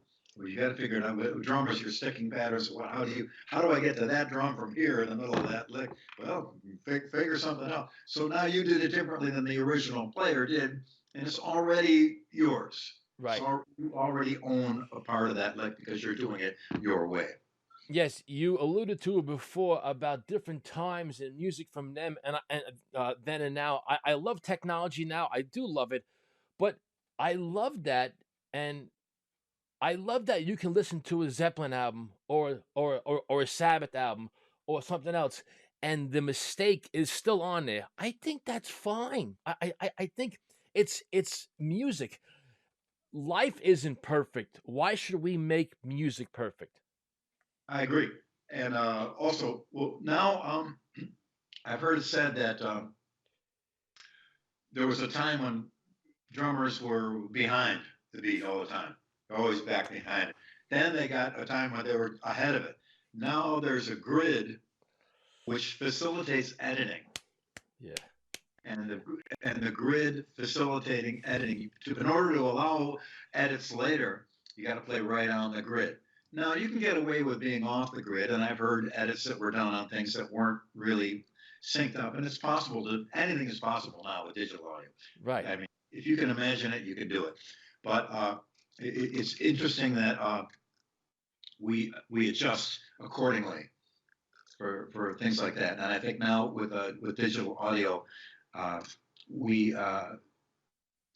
like to see it go back to less of a grid and not as much fixing, because you can make anything sound perfect. And you can have somebody monotone, happy birthday to you, happy birthday to you, happy birthday dear, blah, blah, happy, and you can take the pitch and make it sound like, whatever you want. Melodyne has a program now, or Celemony, Melodyne, a company, Celemony has a program called Melodyne, and you can actually take a guitar chord and go in and fix individual notes of the chord after it's been played. So you could make it a minor, or a major, or there's an odd note in there and fix it. So I don't know. I think that the concept that you can fix everything later, and I've seen it. I'm sure you have too. Many of your listeners may have too. It really allows you to go in and not really hit the mark, and because it can be done later. Yeah. Yes, I've had world-class drummers come on the show and said I had to fix something a month later, and I get it. They're getting paid, and I don't begrudge them. It's their job. But everything we're talking about, does it make the live performance more vital? Even though you could fix things live these days and have program tracks, but it makes the live performance more important. Yeah, for me, the live, I've always been about live. I was never much of a studio guy. I mean, I recorded a lot and enjoy it very much. But for me, my whole essence of my existence is to play live. I've posted several times. I live to play live, and I play live to live. Yeah. So because there's no second chance, and that pressure forces you to be better, forces you to hit the mark. Ask anybody, when you're sparring in a gym for MMA or boxing, you're doing your best. But when you hit that actual ring in public, in front of people, you have an energy that's beyond what you even thought you were capable of. And I've had moments live that I don't know if they would have happened in the studio, right, or under a controlled situation. You kind of need that frantic chaos, unpredictability, possibility that it could all go right to hell at any given moment. Yeah. To force you on your toes and really to hit it. And so I think you can do that in the studio generally. And I know a lot of records that were a lot of great jazz records that were recorded. Just a guy went in for a day and laid it down, and he was gone. That's the record that lives on 60 years later. I think there's a famous Joe Pass record where he just went in and played, and I forgot the name of it. It's still around to this day. Same with Sonny Rollins and a lot of those guys. They just went in and performed. The Beatles too. I got a lot of great bootlegs of the Beatles just sitting down, and you hear them tuning up their guitars and banging their, and it's pretty much the whole song. I mean, they went in and overdub vocals and stuff later, but some they didn't. Some that was what you heard was what they did. Right, and what you just said is perfect timing for my next question. What you heard and what I did is what you're gonna get. I love what you just did, Daddy, Brother, Lover, and Little Boy. You did the bass in the studio to a track, but you made a mistake. Yeah, I think I did. You made a mistake. It's because you're human. But I think if I wouldn't have pointed it out, it wouldn't have been that obvious. It's true. And live, you make a whopping blunder once in a while, and but it is really a thing that as the years go by, you can cover for yourself. Yes, Billy Sheehan, I've always believed this. I would rather see anybody sing the national anthem live and make a mistake than lip sync it. Yeah, because I mean, they got so much riding out of the Super Bowl thing that I think even Whitney Houston's was, I think she, as great as it was, she sang it prior to. Now, there are some technical aspects to why you would do that, because getting that mic to sound that righteous in the open air and the wind blowing and whatever else. So they want to reduce the chances of anything going wrong. So they have her cut it, prior to. I understand why. And that there's a technical thing to it. That's why so many people you see them on the on a lot of TV shows, and it looks like they're really playing it, but they're lip syncing. And because a TV show plugging everything in and getting a mixer, that's a lot of work. A lot easier to go up there and play along to the song. But that's part of show business. Having lived 32 years in LA, you realize that nothing is real when it comes to movies, television, and such. What do you remember about the first record you bought with your own money, 8 Miles High by the Byrds? I was a big fan of Roger McGuinn's playing. The solo on that record was still, to me, it's just a brilliant phrasing and note choice, and the tonality of the 12-string. I have a bunch of guitars at home. I always have a good representation of 12 strings, even some 12-string baritone. I have a 12-string bass also, but that's triple strings, the 4 strings that are triple as opposed to 6 strings that are double. You get the 12. But I bought that record and listened to it 1,000 times, and the flip side was a song called Why. And I remember trying to find it years later on the digital version. And every version of Why was not the one that was the flip side. And it's funny how that DNA of a particular song, you hear it, even sonically, you instantly know whether it's correct. I'll make a little side turn here. We used to play Stump the Band back in my place in LA. I had all my CDs out prior to downloading an MP3s. And we put a CD on, whoever names the song first wins. Wins what? Just wins, come on. And so a buddy of mine was there. And Mellow Yellow by Donovan was the song. The song starts out with a hi-hat hit. He got it on a second click. Oh.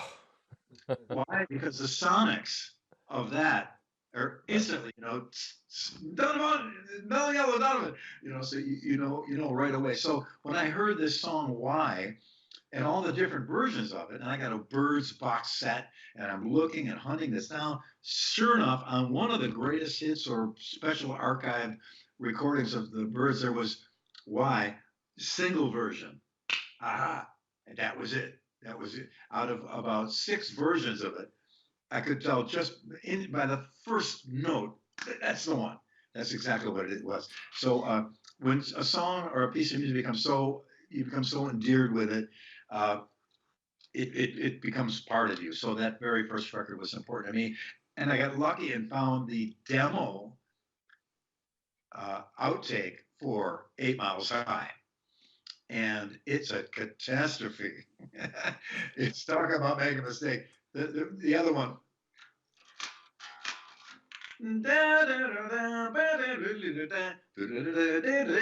Amazing stuff. The first, the demo is, just it's on. So that's good to hear because, especially for younger players, because people just walk up and a lot of them do, and it's just amazing, and it's okay, one take, see you later. No, it takes some work sometimes, not to our early references about going in and doing one take. Yeah, that's great, but putting a song together, especially for songwriters, to know that it's not necessarily done the first pass. You got to go back and do things to do some modifications to make a piece of music a song. I know how the business works. You've probably done stuff on one take over the years, but I say to myself, one take is almost boring, and I know that makes no sense, but like, because I do something once, maybe I want to do it again and see what happens. Do you ever feel that way? Maybe you want to explore it more. I know there's money involved and time, but you ever feel like you want to explore it more? Well, I come from a time where you had to get in and out because we didn't have any money. Right. So Right. you had a necessity of getting in there quick, get it done, good enough. Next, I remember doing the Tony McAlpine record with Steve Smith had already laid his drums down, and I went up to play bass, and Tony was going to do the final guitar, and I'd be in the studio laying the bass down. Tony would be in another building across the parking lot, double checking all his guitar parts. So we'd pass each other in the parking lot. I'd go into that thing and learn the next song. He'd go to that one. We'd pass each other again. And we finally got it all together. I forgot the original question was. Your original question? My original question was, and I forgot it for a second. The first take being boring. Oh yeah. Oh no. Yeah. And then I went to the. I apologize. I'm all over the map here. No, yeah. It was a good coffee this morning, guys. So talk about doing things quickly. So we would pass each other in the parking lot. We got done with that record in about a little over about 2 days, 2 or 3 days, and that's elaborate. There's a lot of playing on that record. Yeah. So yeah, sometimes things due to the financial situation want to get through quickly. But when you do have the luxury, but I've rarely had it though, because you're always thinking, because whatever money's left over from that recording will probably go to you, maybe, depending on the deal. And so you want to get done with it as quick as possible. I know the first Mr. Big record, Addicted to That Rush, I think was the first take. Then when we redid the song Mr. Big on our third album, Bump Ahead, that was with the singer sang it. We said all of us did it in one take. And our producer Kevin Elson, he's quite a storied and legendary guy. We got done with that first take of Mr. Big. And that's the way you make a record. He grew up with and worked with Leonard Skinner from when they were starting in the garage, so nice. He's that sensibility that you work it out and you get it right and go in and do it correctly. Yeah. But yeah, different takes when it comes to songs and songwriting and looking for hit records or a particular feel. That's certainly a factor. Yeah. We come to your first concert ever, not too shabby, if I may. Jimi Hendrix and his experience, Soft Machine opened up for them. You just turned 15 years old 4 days earlier. But what's so cool about this show is you took pictures with your camera and they never got developed. No, I have 2 photos from that roll, but it was before the show started. So some girl I didn't even know sitting next to me because we're at sideways. It was an auditorium. We're on the side and the stage is over there. And but I went up. I had my Instamatic camera with a flash cube, and I went up 1, 2, 3, 4, new cube 1, and I was right there, like 10 feet from Jim playing, and pretty amazing. But Kodak was very kind. They sent me a little voucher for a free roll of film because they destroyed me. Now later on, because Rochester, New York is where Kodak is from, and I'm from Buffalo, we got to know all kinds of people that worked at Kodak. And I remember telling that story back in the day. They go, "Oh, somebody took them. Somebody took them for sure." They said they would always.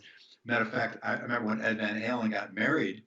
I was playing in Rochester. Somebody, "Hey, we got photos of Ed's wedding." I go, "What?" Somebody sent the film in to be developed to Kodak, and they just made copies for themselves. So they had Ed and Valerie, the whole wedding thing. It's somebody's personal photos. So you can imagine how some photos of an even more personal nature were never secure if you ever sent them in. Yeah. Pretty wild. Guys, we're in the middle of this great conversation with the living legend, Billy Sheehan. He's been so nice to me, as always. That concert, you were quoted by saying it changed everything. 15 years old, and this guy comes out of with this sound. What did that concert do for you mentally? Moving forward.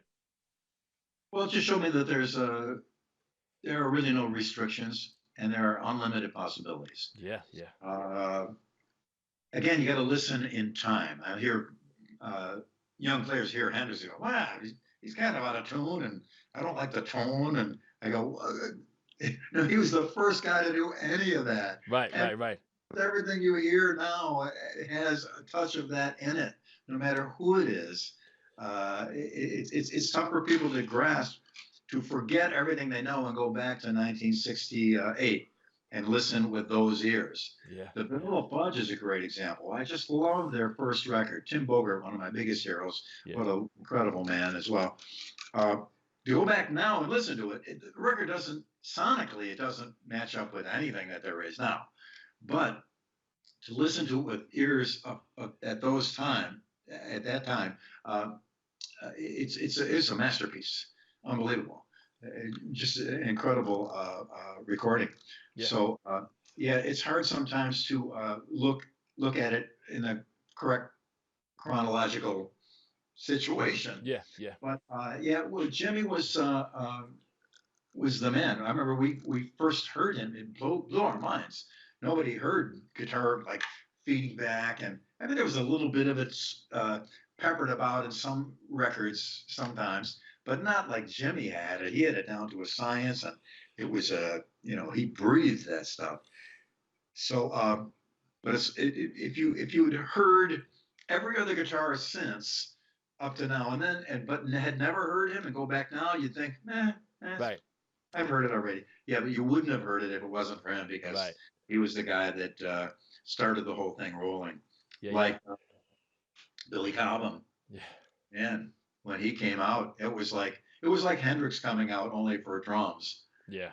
Nobody thought. Buddy Rich, unbelievable. Gene Krupa, all these great guys, amazing jazz players. And then Billy Cobham came out and tore everybody's head off. Yeah. Oh, you hear stuff like that and you go, well, I guess it was pretty good. No, it changed the whole world. And he really upset the whole drum community too. It was, I think there even was a drum battle between Billy Cobham and Buddy Rich at one point. I might be mistaken. Oh, You might know cool. about that than I. But it was the old school just got kind of pushed aside, and this new guy came through, and there was no stopping. Yeah, absolutely.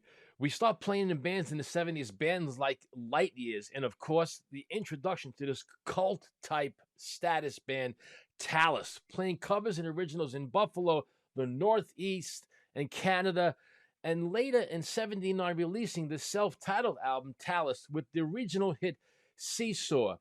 Talk to me about these days and what you learned during this musical portion of your early career. Well, yeah, that record was one of those records we're playing in clubs.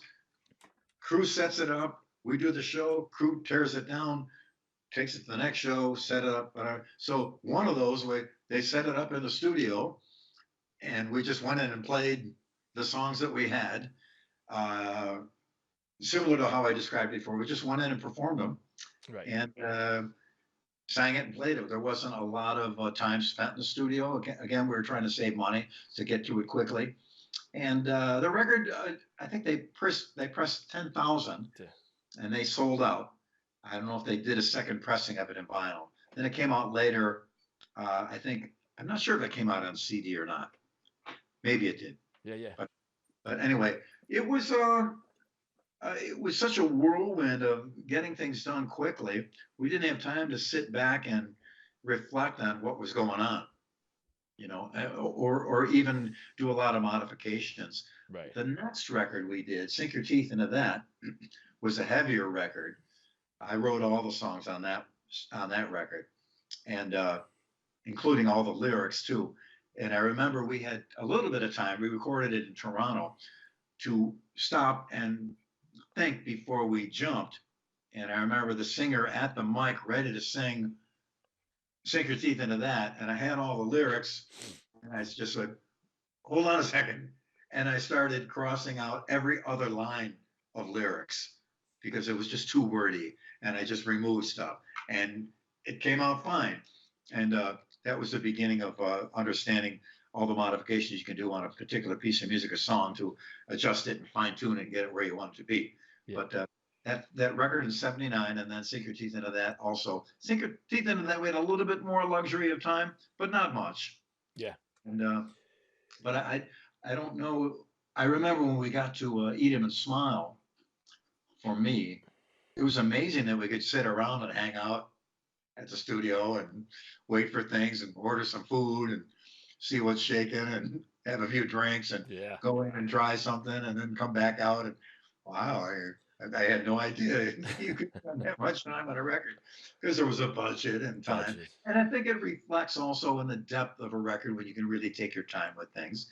Yeah. I love the idea of going in and hitting it and doing it, but when you can take your time, I guess it depends on the moment, the song, the artists, what you're going for. Yeah. You just mentioned David Lee Roth, and it's a great segue. 1980 brings 30 shows opening up for the mighty Van Halen, as you called it, Showbiz 101. And you were also quoted by saying, on their worst night, they were spectacular. Yep. This well-oiled machine. What lesson did you learn from this that you employ it in every live performance you have ever done? Well, we're already up to performing on a big stage, which was good because we had played so much. Right.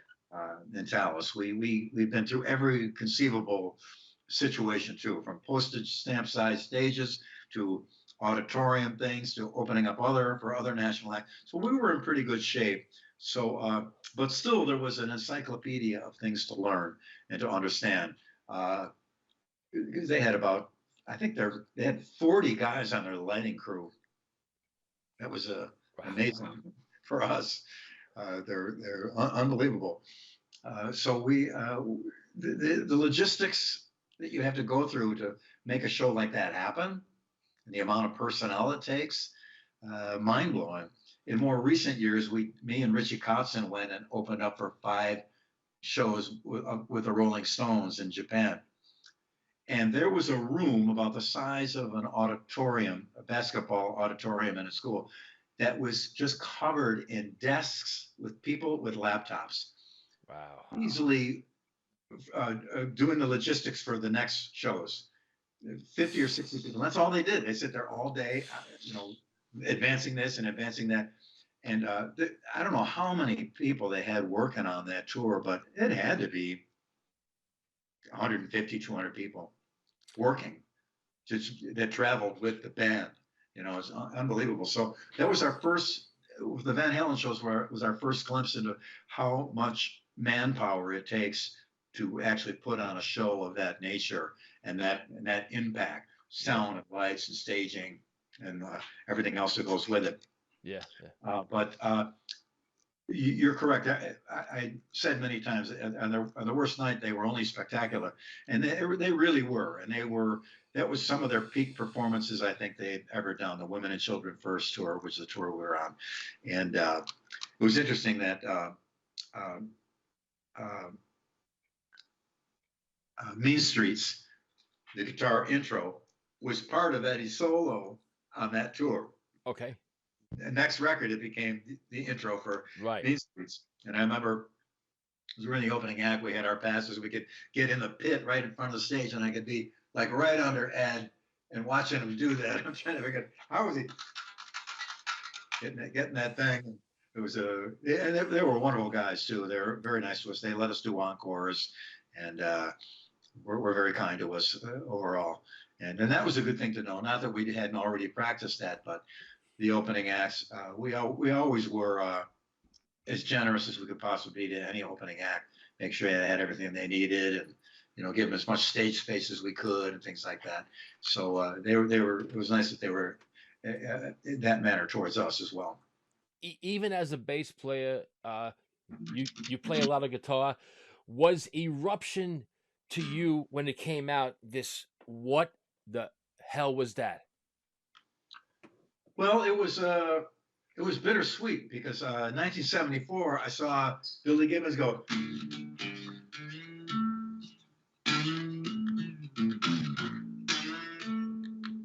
And we looked at each other. We never saw anybody touch a note.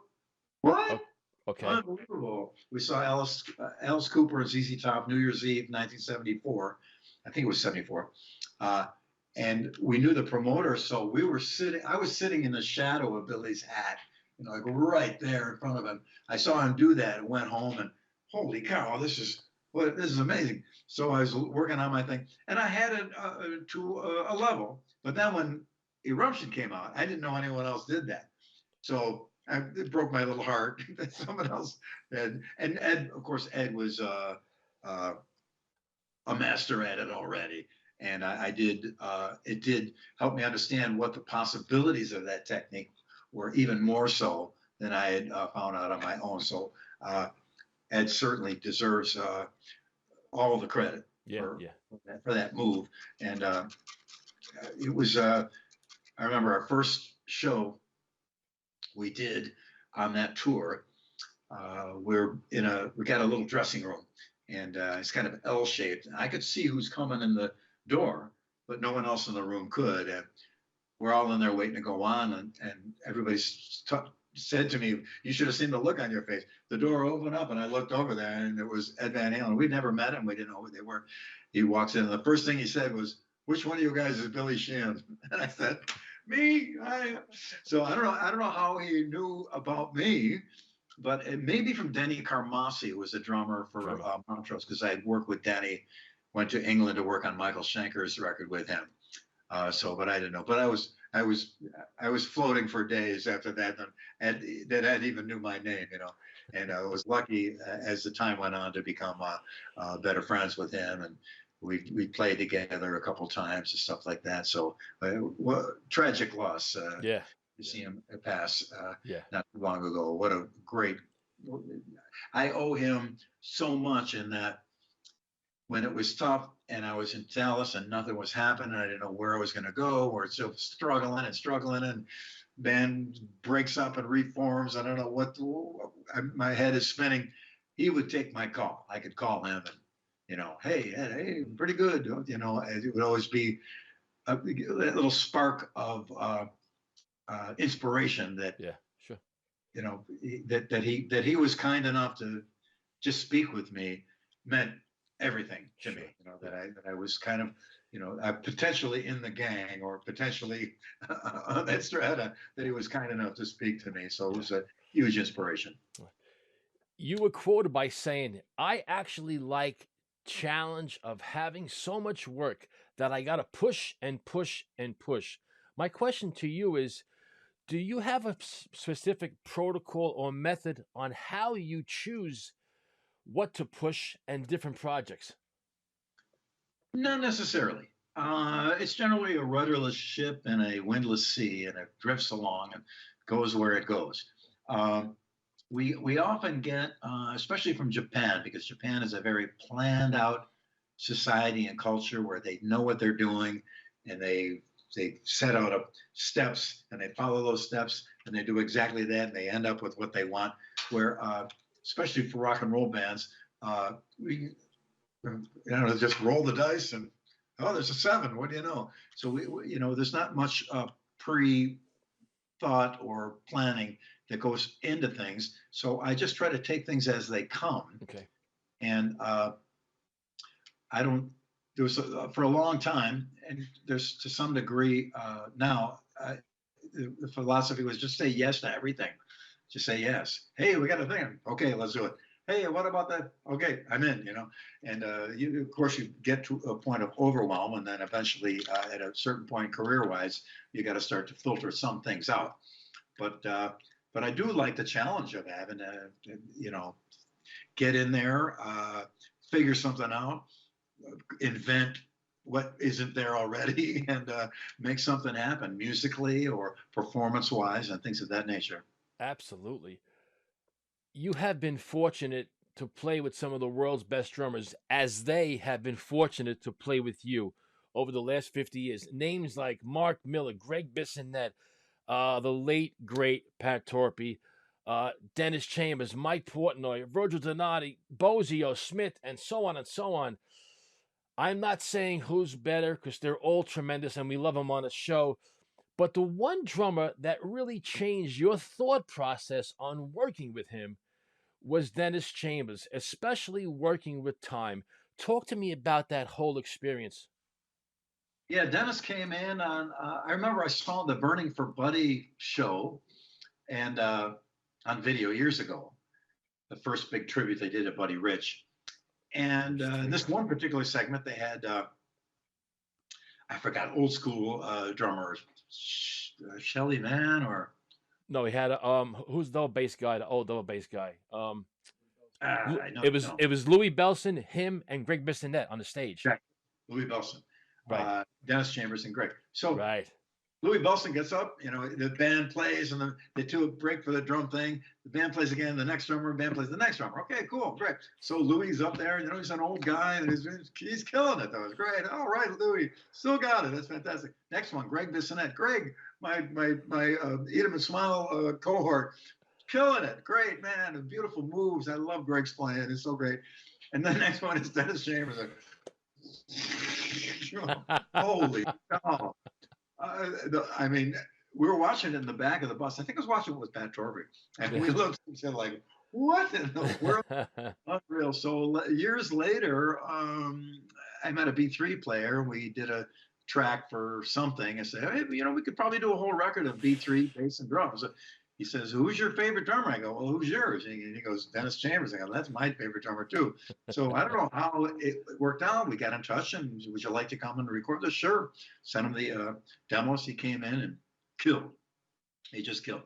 And the funny story that I recall most often, I basically by default was the producer of the record because I managed to get a deal for us to finance the record. So I'm in there and listening. And basically, a lot of times as a producer, just let people do the thing.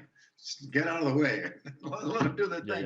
Yeah. That's what I was generally doing, especially with someone like Dennis. And so we're doing this track, and there's a part that goes by, and it's got this fill in it. And I'm thinking, I don't know if that landed right. I don't know if it's really, should I open my big fat mouth and say something? Or so I'm thinking, well, you are responsible for the record. So, anything on it that doesn't sound right is going to be on your shoulders. And okay. So they're on the replay, they're playing, it keeps going by. I keep hearing this over and over again. By the third or fourth time I'm going, I should speak up. I got to say something. So I said, I don't know what inner voice saved my ass that day, but it's just said, shut up. Hold on a minute. So it goes by a few more times. And I realize it's exactly perfect. It was absolutely right on. I just didn't get that particular time, that mentality that he was using. Because I spent my whole life with straight up 2/4, mostly rock drummers. And suddenly some guy comes in who was a grandmaster of time. So I was so glad that I never spoke up and made a complete fool of myself by saying something. And I forgot I'd have to hear it again to remember that part. But when I would go back and listen to that record, I go, that I was a wise man for 1 second that I didn't open my big mouth. And but we used to do a song called we called it Claghorn, I think. I don't know why, but it was just a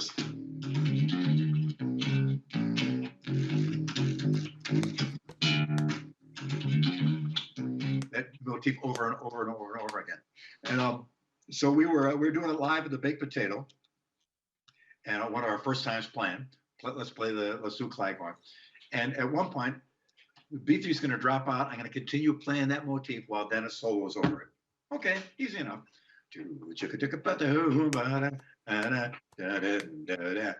His first thing he moves is all over the place, and he throws time away. He knows where he is. He's in time, but anyone listening may not get it. And it threw me for a loop completely. And we're live in front of people, that Baked Potato. Right. So he's looking at me while he's playing it like, you don't know where you are, do you? And I go, no, I do not know where one is. So we laughed about it on the break. I finally found it. I go, okay, next time we play that song, God damn it, I'm gonna hang in there. So I anchored myself on the bar stool that I was sitting on and did the song in the second set there. I just kept my foot going the whole time. And he went even further to try and throw me even more. I said, I ain't falling for that again, bro. I'm hang right in there. So I did get through it without blowing it. And That's a great song because the song is like, and then he goes off, like you said. Oh my God, that's Niacin with you, John Novello, and Dennis Chambers. Correct. Yeah, great stuff. Oh man, awesome. A great quote by you. I wouldn't trade any of my experiences for return years. I got goosebumps. It makes so much sense. Yeah, there's ups and downs, and I've been through a lot of tough times. I don't talk about those. I talk about, we joke about a couple of them here and there, but it was very difficult times in life, in the music career. I would have probably crushed a lesser person, if I dare say. And I saw it too. Buffalo, many people ever made it out of there. It's tough. It's tough. And talented people, great, incredible players, but there's more to it than that. There's way more to it than just playing. There's a million other factors. That's why whenever I see someone successful in the music business, even if they're doing something I don't like at all, or if I don't think what they're doing is legitimate, I still got to give them credit for making it, because, man, you can have unlimited talent and go nowhere. Figure out a little cliche thing and be a huge star, and all points in between. So, it's life is never easy as a musician trying to get somewhere.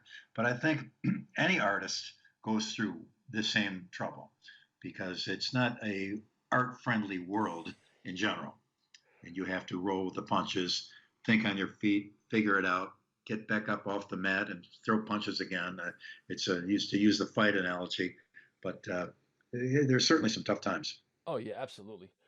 Billy Sheehan, you've been doing this for a long time, and recordings, albums, musicians, tours, clinics, speaking engagements, everything you've done up to this point. I got to ask you this question. You've written some great songs. Is Shy Boy Billy Sheehan's Mona Lisa in music? I don't know. That was a song with a lot of impact. That Dave liked it and did it on the Eat 'Em and Smile record was a miracle, and I'm forever grateful to him for that. But it was there's a lot of other music that I've done that I think is better songwriting and better compositionally, but you can never dismiss what people like. Yeah. And in Mr. Big Way Up to Be With You, and people would say to me, "Oh, you must be so sick of playing that song." And I go, "No, I love that song. The first time I heard it ever, and it became #1 single, 3 weeks on Billboard, so it wasn't a fluke." And #1 MTV Video, #1 in 14 countries. And we play it now, and I look out over 8, 10, 15, 20,000 people with just smiles in the whole place. Some people, tears of joy. Wow, amazing. So it's interesting that when you write a song, I didn't write To Be With You, but when you're involved with a song that has that kind of impact, I take that into consideration. And Shy Boy may not be Yesterday by the Beatles, but it did have an impact, and people love the song. And I get email every day from somebody. "Yeah, I saw you Eat 'Em and Smile tour, Shy Boy," or "I saw you do Shy Boy with Tallis." It's people love the song, and for that I'm supremely grateful. I know I'm severely self-critical. No YouTube commenter could say anything worse to me than the criticism I put on myself, which is severe, and I always want to do better. So as a songwriter, I've always tried to top whatever came before me, not in terms of complexity or anything else, but just a song that I love that will appeal to people. So I was very lucky with that, and very grateful that so many people enjoyed that song. It was a nice thing to happen. Yeah, it's a classic. Billy, I got a couple more, and I can't thank you for this time. My pleasure. I want to talk about Pat because he was on my show, and I got goosebumps again. I just loved his thought process with two sticks in his hand. He was a master of that and a great voice, too. He was on my show 3 months before he passed, and he gave me so much because the next day he was saying, "Oh, we're going on tour to China." He was leaving for China. What a beautiful guest and a great interview.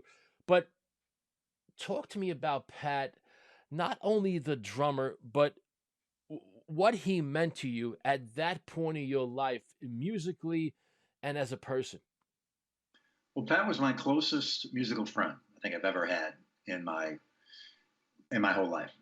I mean, I have a lot of great friends, but for the amount of time we spent together and the amount of time we worked together and we lived close to each other, and we had a lot of the same points of view on many things around the world, very close to me. He was a truly wonderful, sweet guy, great father to his son.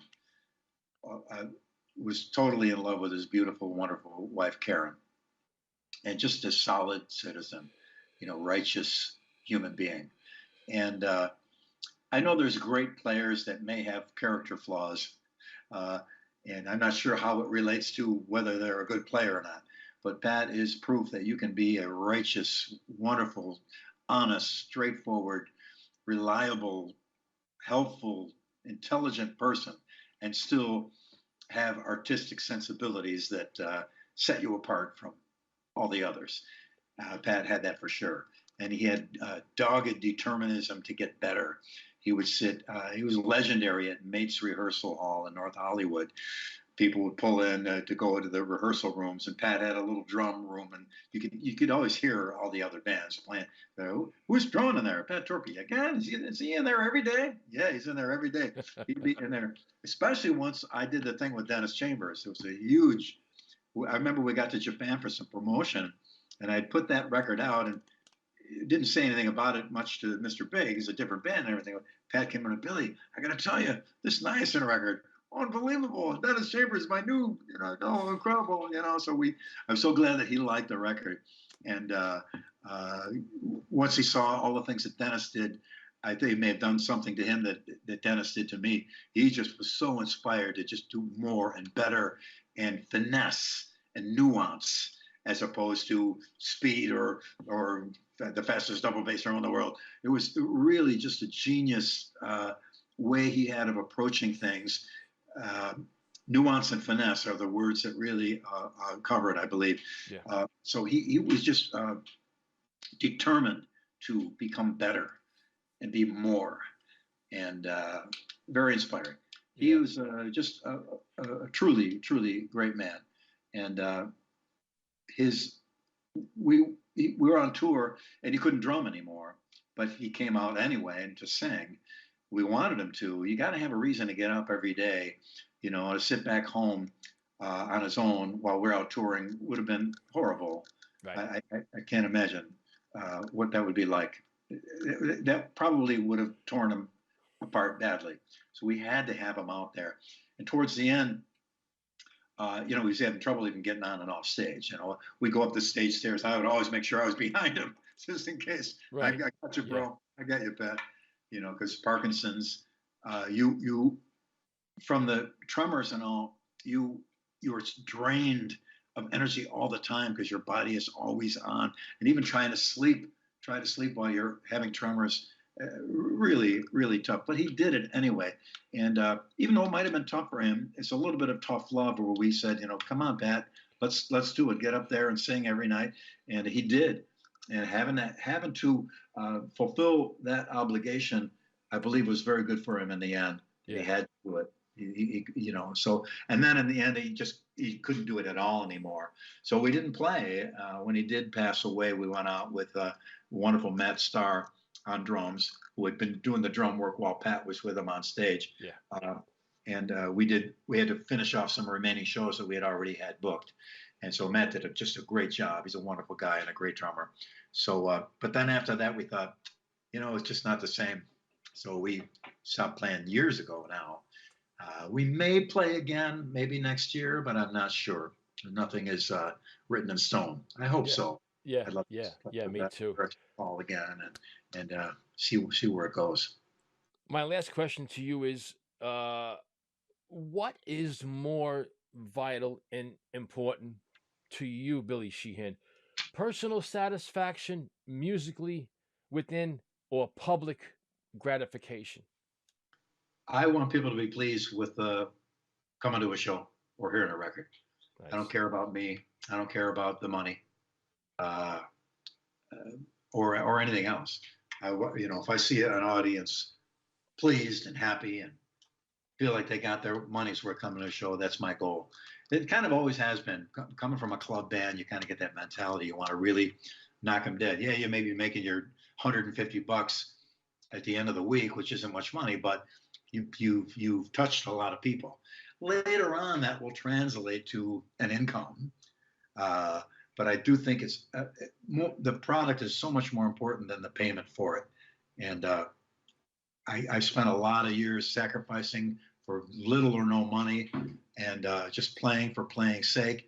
And now, as the decades, I would say years, but as the decades have gone by, Right. yeah, now I'm in a good spot in life financially, thanks to everybody that bought a ticket, a T-shirt, or a record, or a download. That's where everything I have came from. So the primary goal is to please them, not to pander to them, but to please them. Right. I don't want to pander to someone. I think that's dishonest. But I want to do something that they're going to listen to and say, "Hey, I like that. I'm gonna buy a T-shirt on my way out."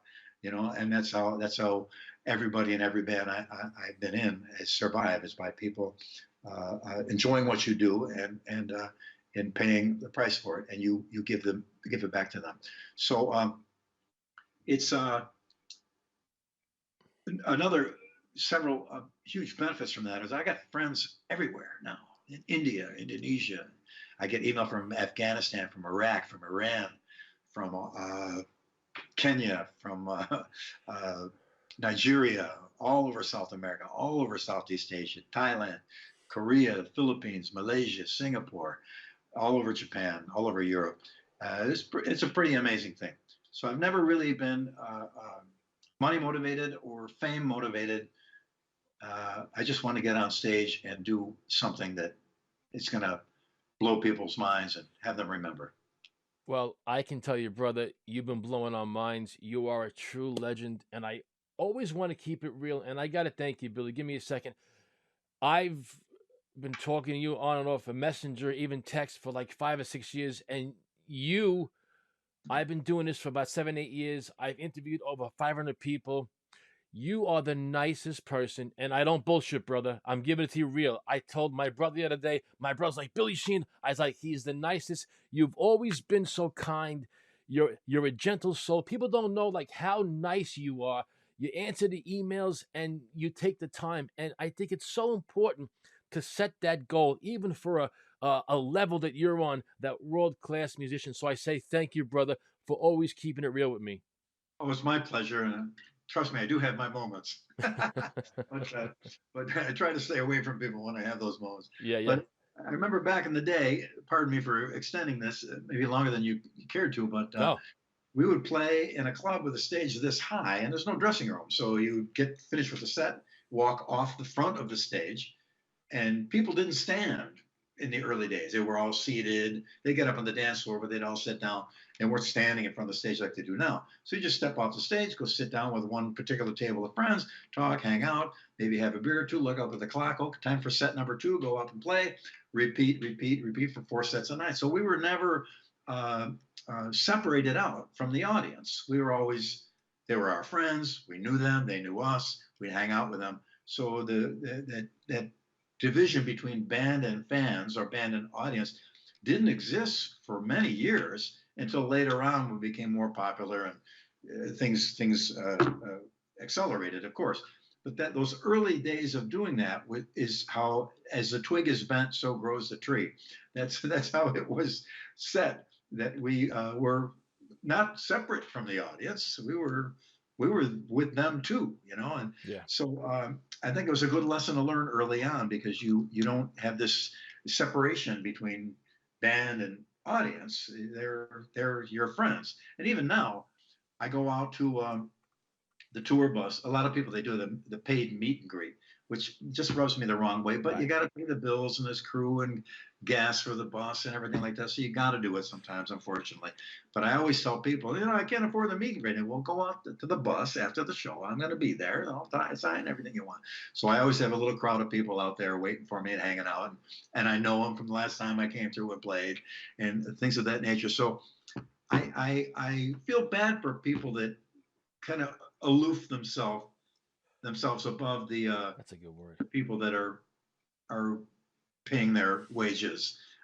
So for me, it's been important to be have an equality and a commonality with those people, and it's been to my advantage too, because I find out what they like and what they don't too. I get my thumb on the pulse, instant feedback whether they like that song or not. So things of that nature. But you're very kind to say all these words, and like I said, we all have our moments. I try to stay away from people, and I know all hell's breaking loose, and I'm PO'd about some development because it does happen, of course. But we do our best, and I'm grateful when people write to me and communicate with me. And as much as social media is sometimes a huge pain in the ass for many, many reasons, it's also a great thing. It touches people all over the world, and I'm very appreciative. And that's how we got together today to do this. So all's well that ends well. Can I be a little greedy and maybe ask for the beginning of Merciless on the bass now? If you don't wanna, it's okay. I haven't played it for a long time. It's a funny lick because it's gotta